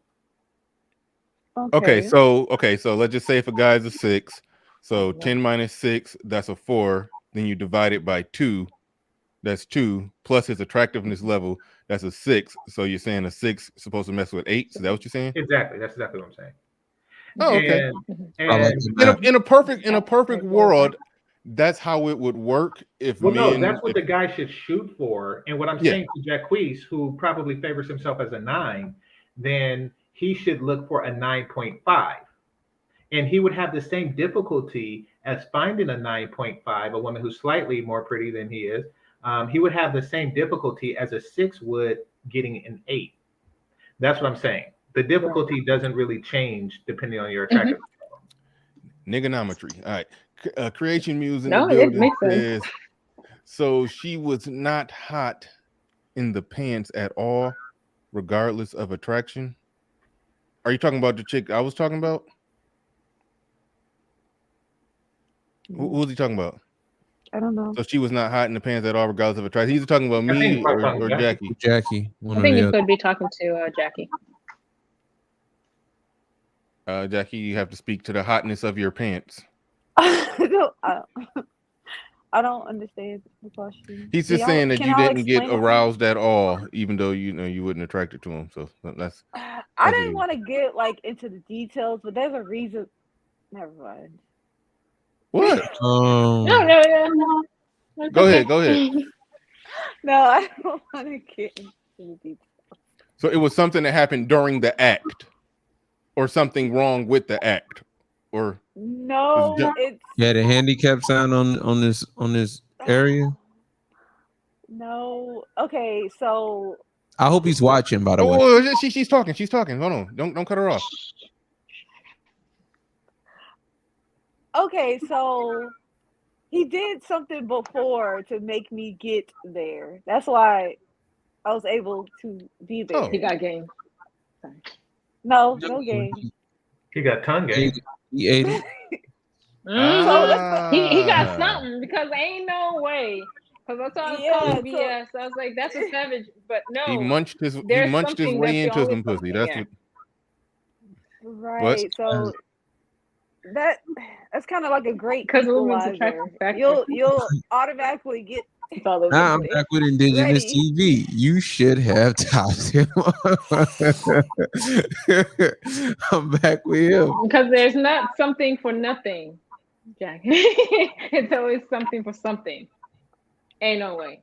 But yeah. All but right. he did. I'm embarrassed. That's all right. Yeah. Yeah. Gave him a chance. Nothing wrong with that. All right. I'm trying to see. Okay. Creation Muse in the building says, so she was not. Okay. I already read that one. It was another one. I can't find the super chats. Let's see. Okay. No, that's just as a handsome dude thing. That says she was hot in the pants. All right. Real quick, like 30 seconds each on closing words while I go through the analytics and try to find the super chats that I missed.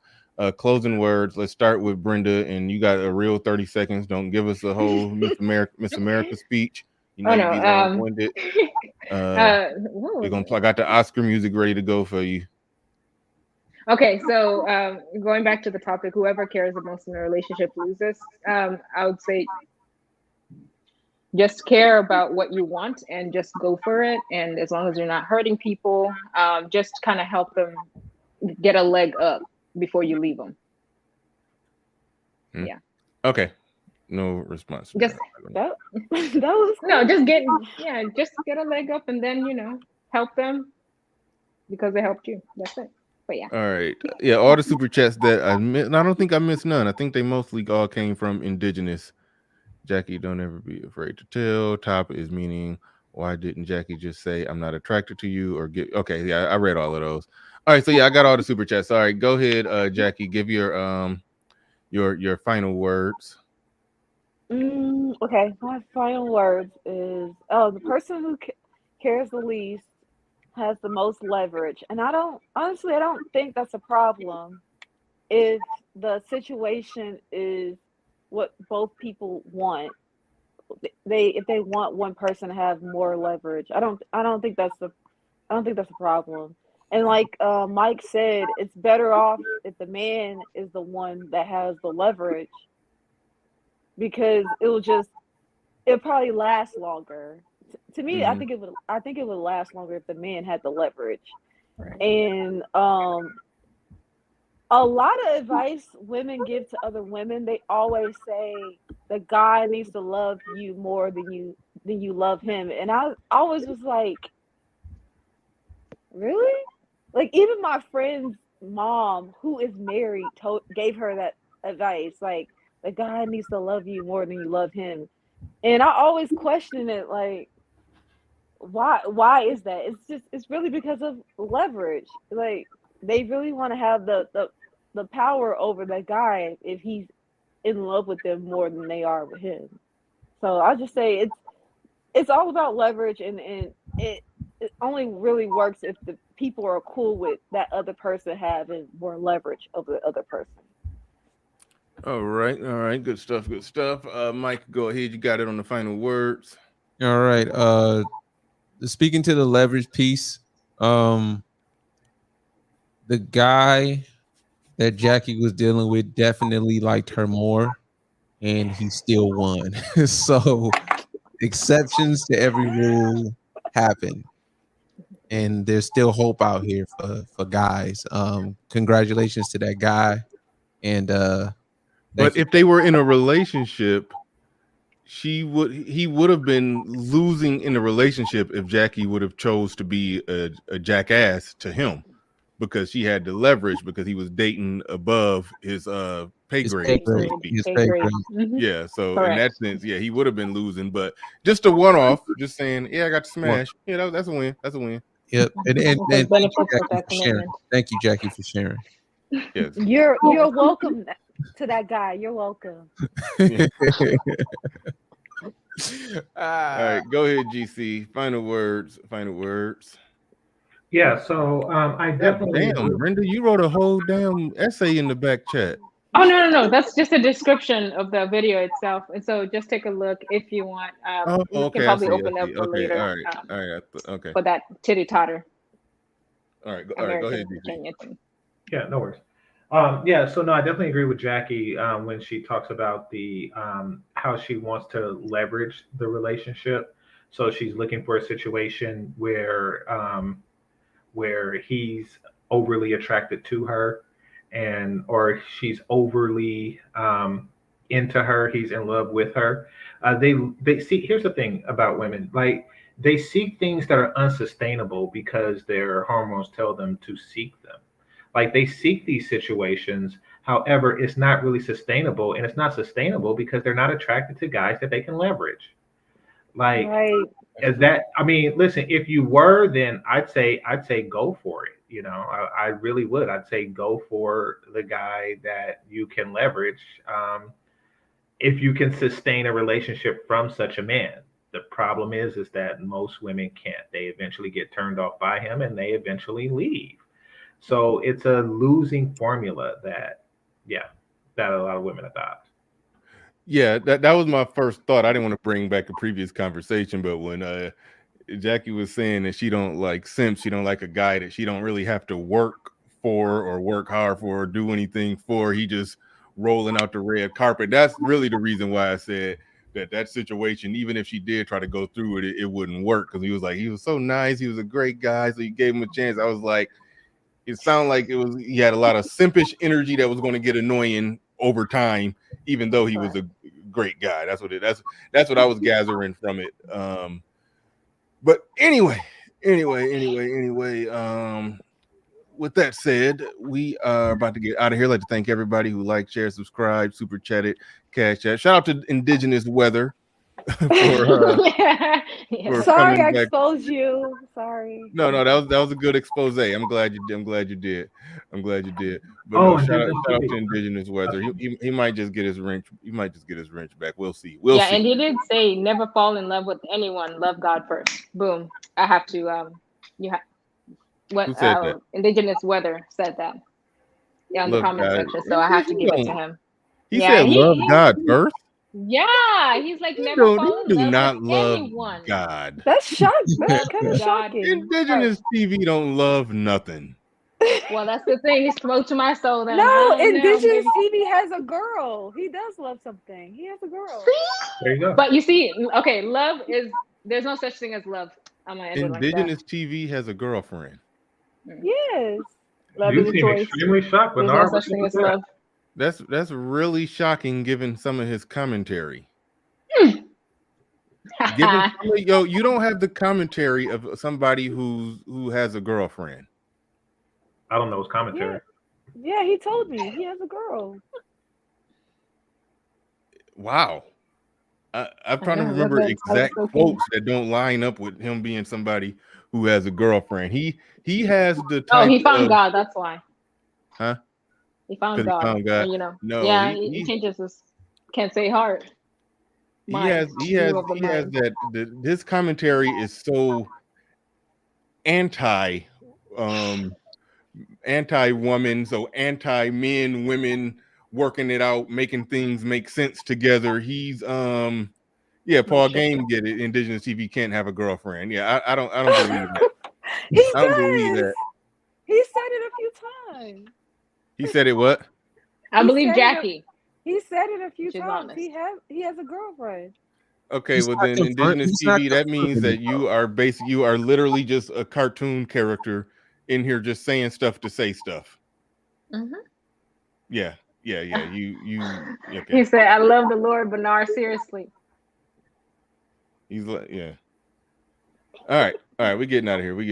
I'm gonna pull some quotes from him. I gotta remember. I don't remember the exact quotes that led me to the conclusion about Indigenous TV. So yeah, thank you, Paul Game. Indigenous TV says any interaction with a female is simping. Yeah, it's like okay. It's Indigenous TV, please save me. Come on, like.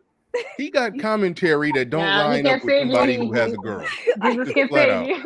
He said any and everybody is simping. Everybody is a problem. Any talking to a woman, or you're trying to shame, blame, explain. He's like everything. No. If he would have told me he had got some people that he that he has casual sex every now and then, and that's it, I would go with that. But when we was talking about how being taller help you with women. We was talking about how being taller help you with women. He was like, no, it doesn't. I'm 6 feet tall and it doesn't help me. So I put him in the incel category. All right. So I think he was an incel before he found God. Indigenous TV, if you don't say anything, we're not cool anymore. Nah, he does. That's what I was saying. Like, he gotta save himself. Just saying. What you was about to say, GC? No, it's probably. I mean, like if what you say, if what you describe is true, then it's like it could be a sympathy situation. Okay, yeah, he getting some. That's true. Okay, now see there you go on some stupid stuff. I didn't say you were anti-woman because you're not a simp. I said saying any interaction with a woman is simping does make you somebody who don't interact with women or a simp. Yeah. If somebody who's basically talking like any interaction with a woman is simping, you sound like somebody who don't interact with women. That's a fair assessment. Don't try to say I said or a simp. Like but those are the only two outcomes of that statement. Yeah, those like you said statements that put you in a certain category, in a category of not being a well-adjusted guy with a girlfriend. So anyway, I'm not saying you have to have a girlfriend to be valid. I'm just saying that some of your commentary don't line up. Put it like this: if we found out that Ramil was in a committed monogamous relationship, we would side the fuck out of him. That's all I'm saying right now, Indigenous TV. that if we found out Ramil was in a No, committed if he was married to a monogamous, single mother. Married to a single yeah, mother? yeah, that's like finding out Ramil married to a single mother. Like we gonna side eye him. So I'm just giving you that type of side eye. That's all. That's all. No disrespect. But all right, we getting up out of here. We getting up out of here. Thanks everybody who super chatted, like, share, subscribe to anything that supports streaming in any way, shape, or form. I appreciate it. We are out of here. Peace.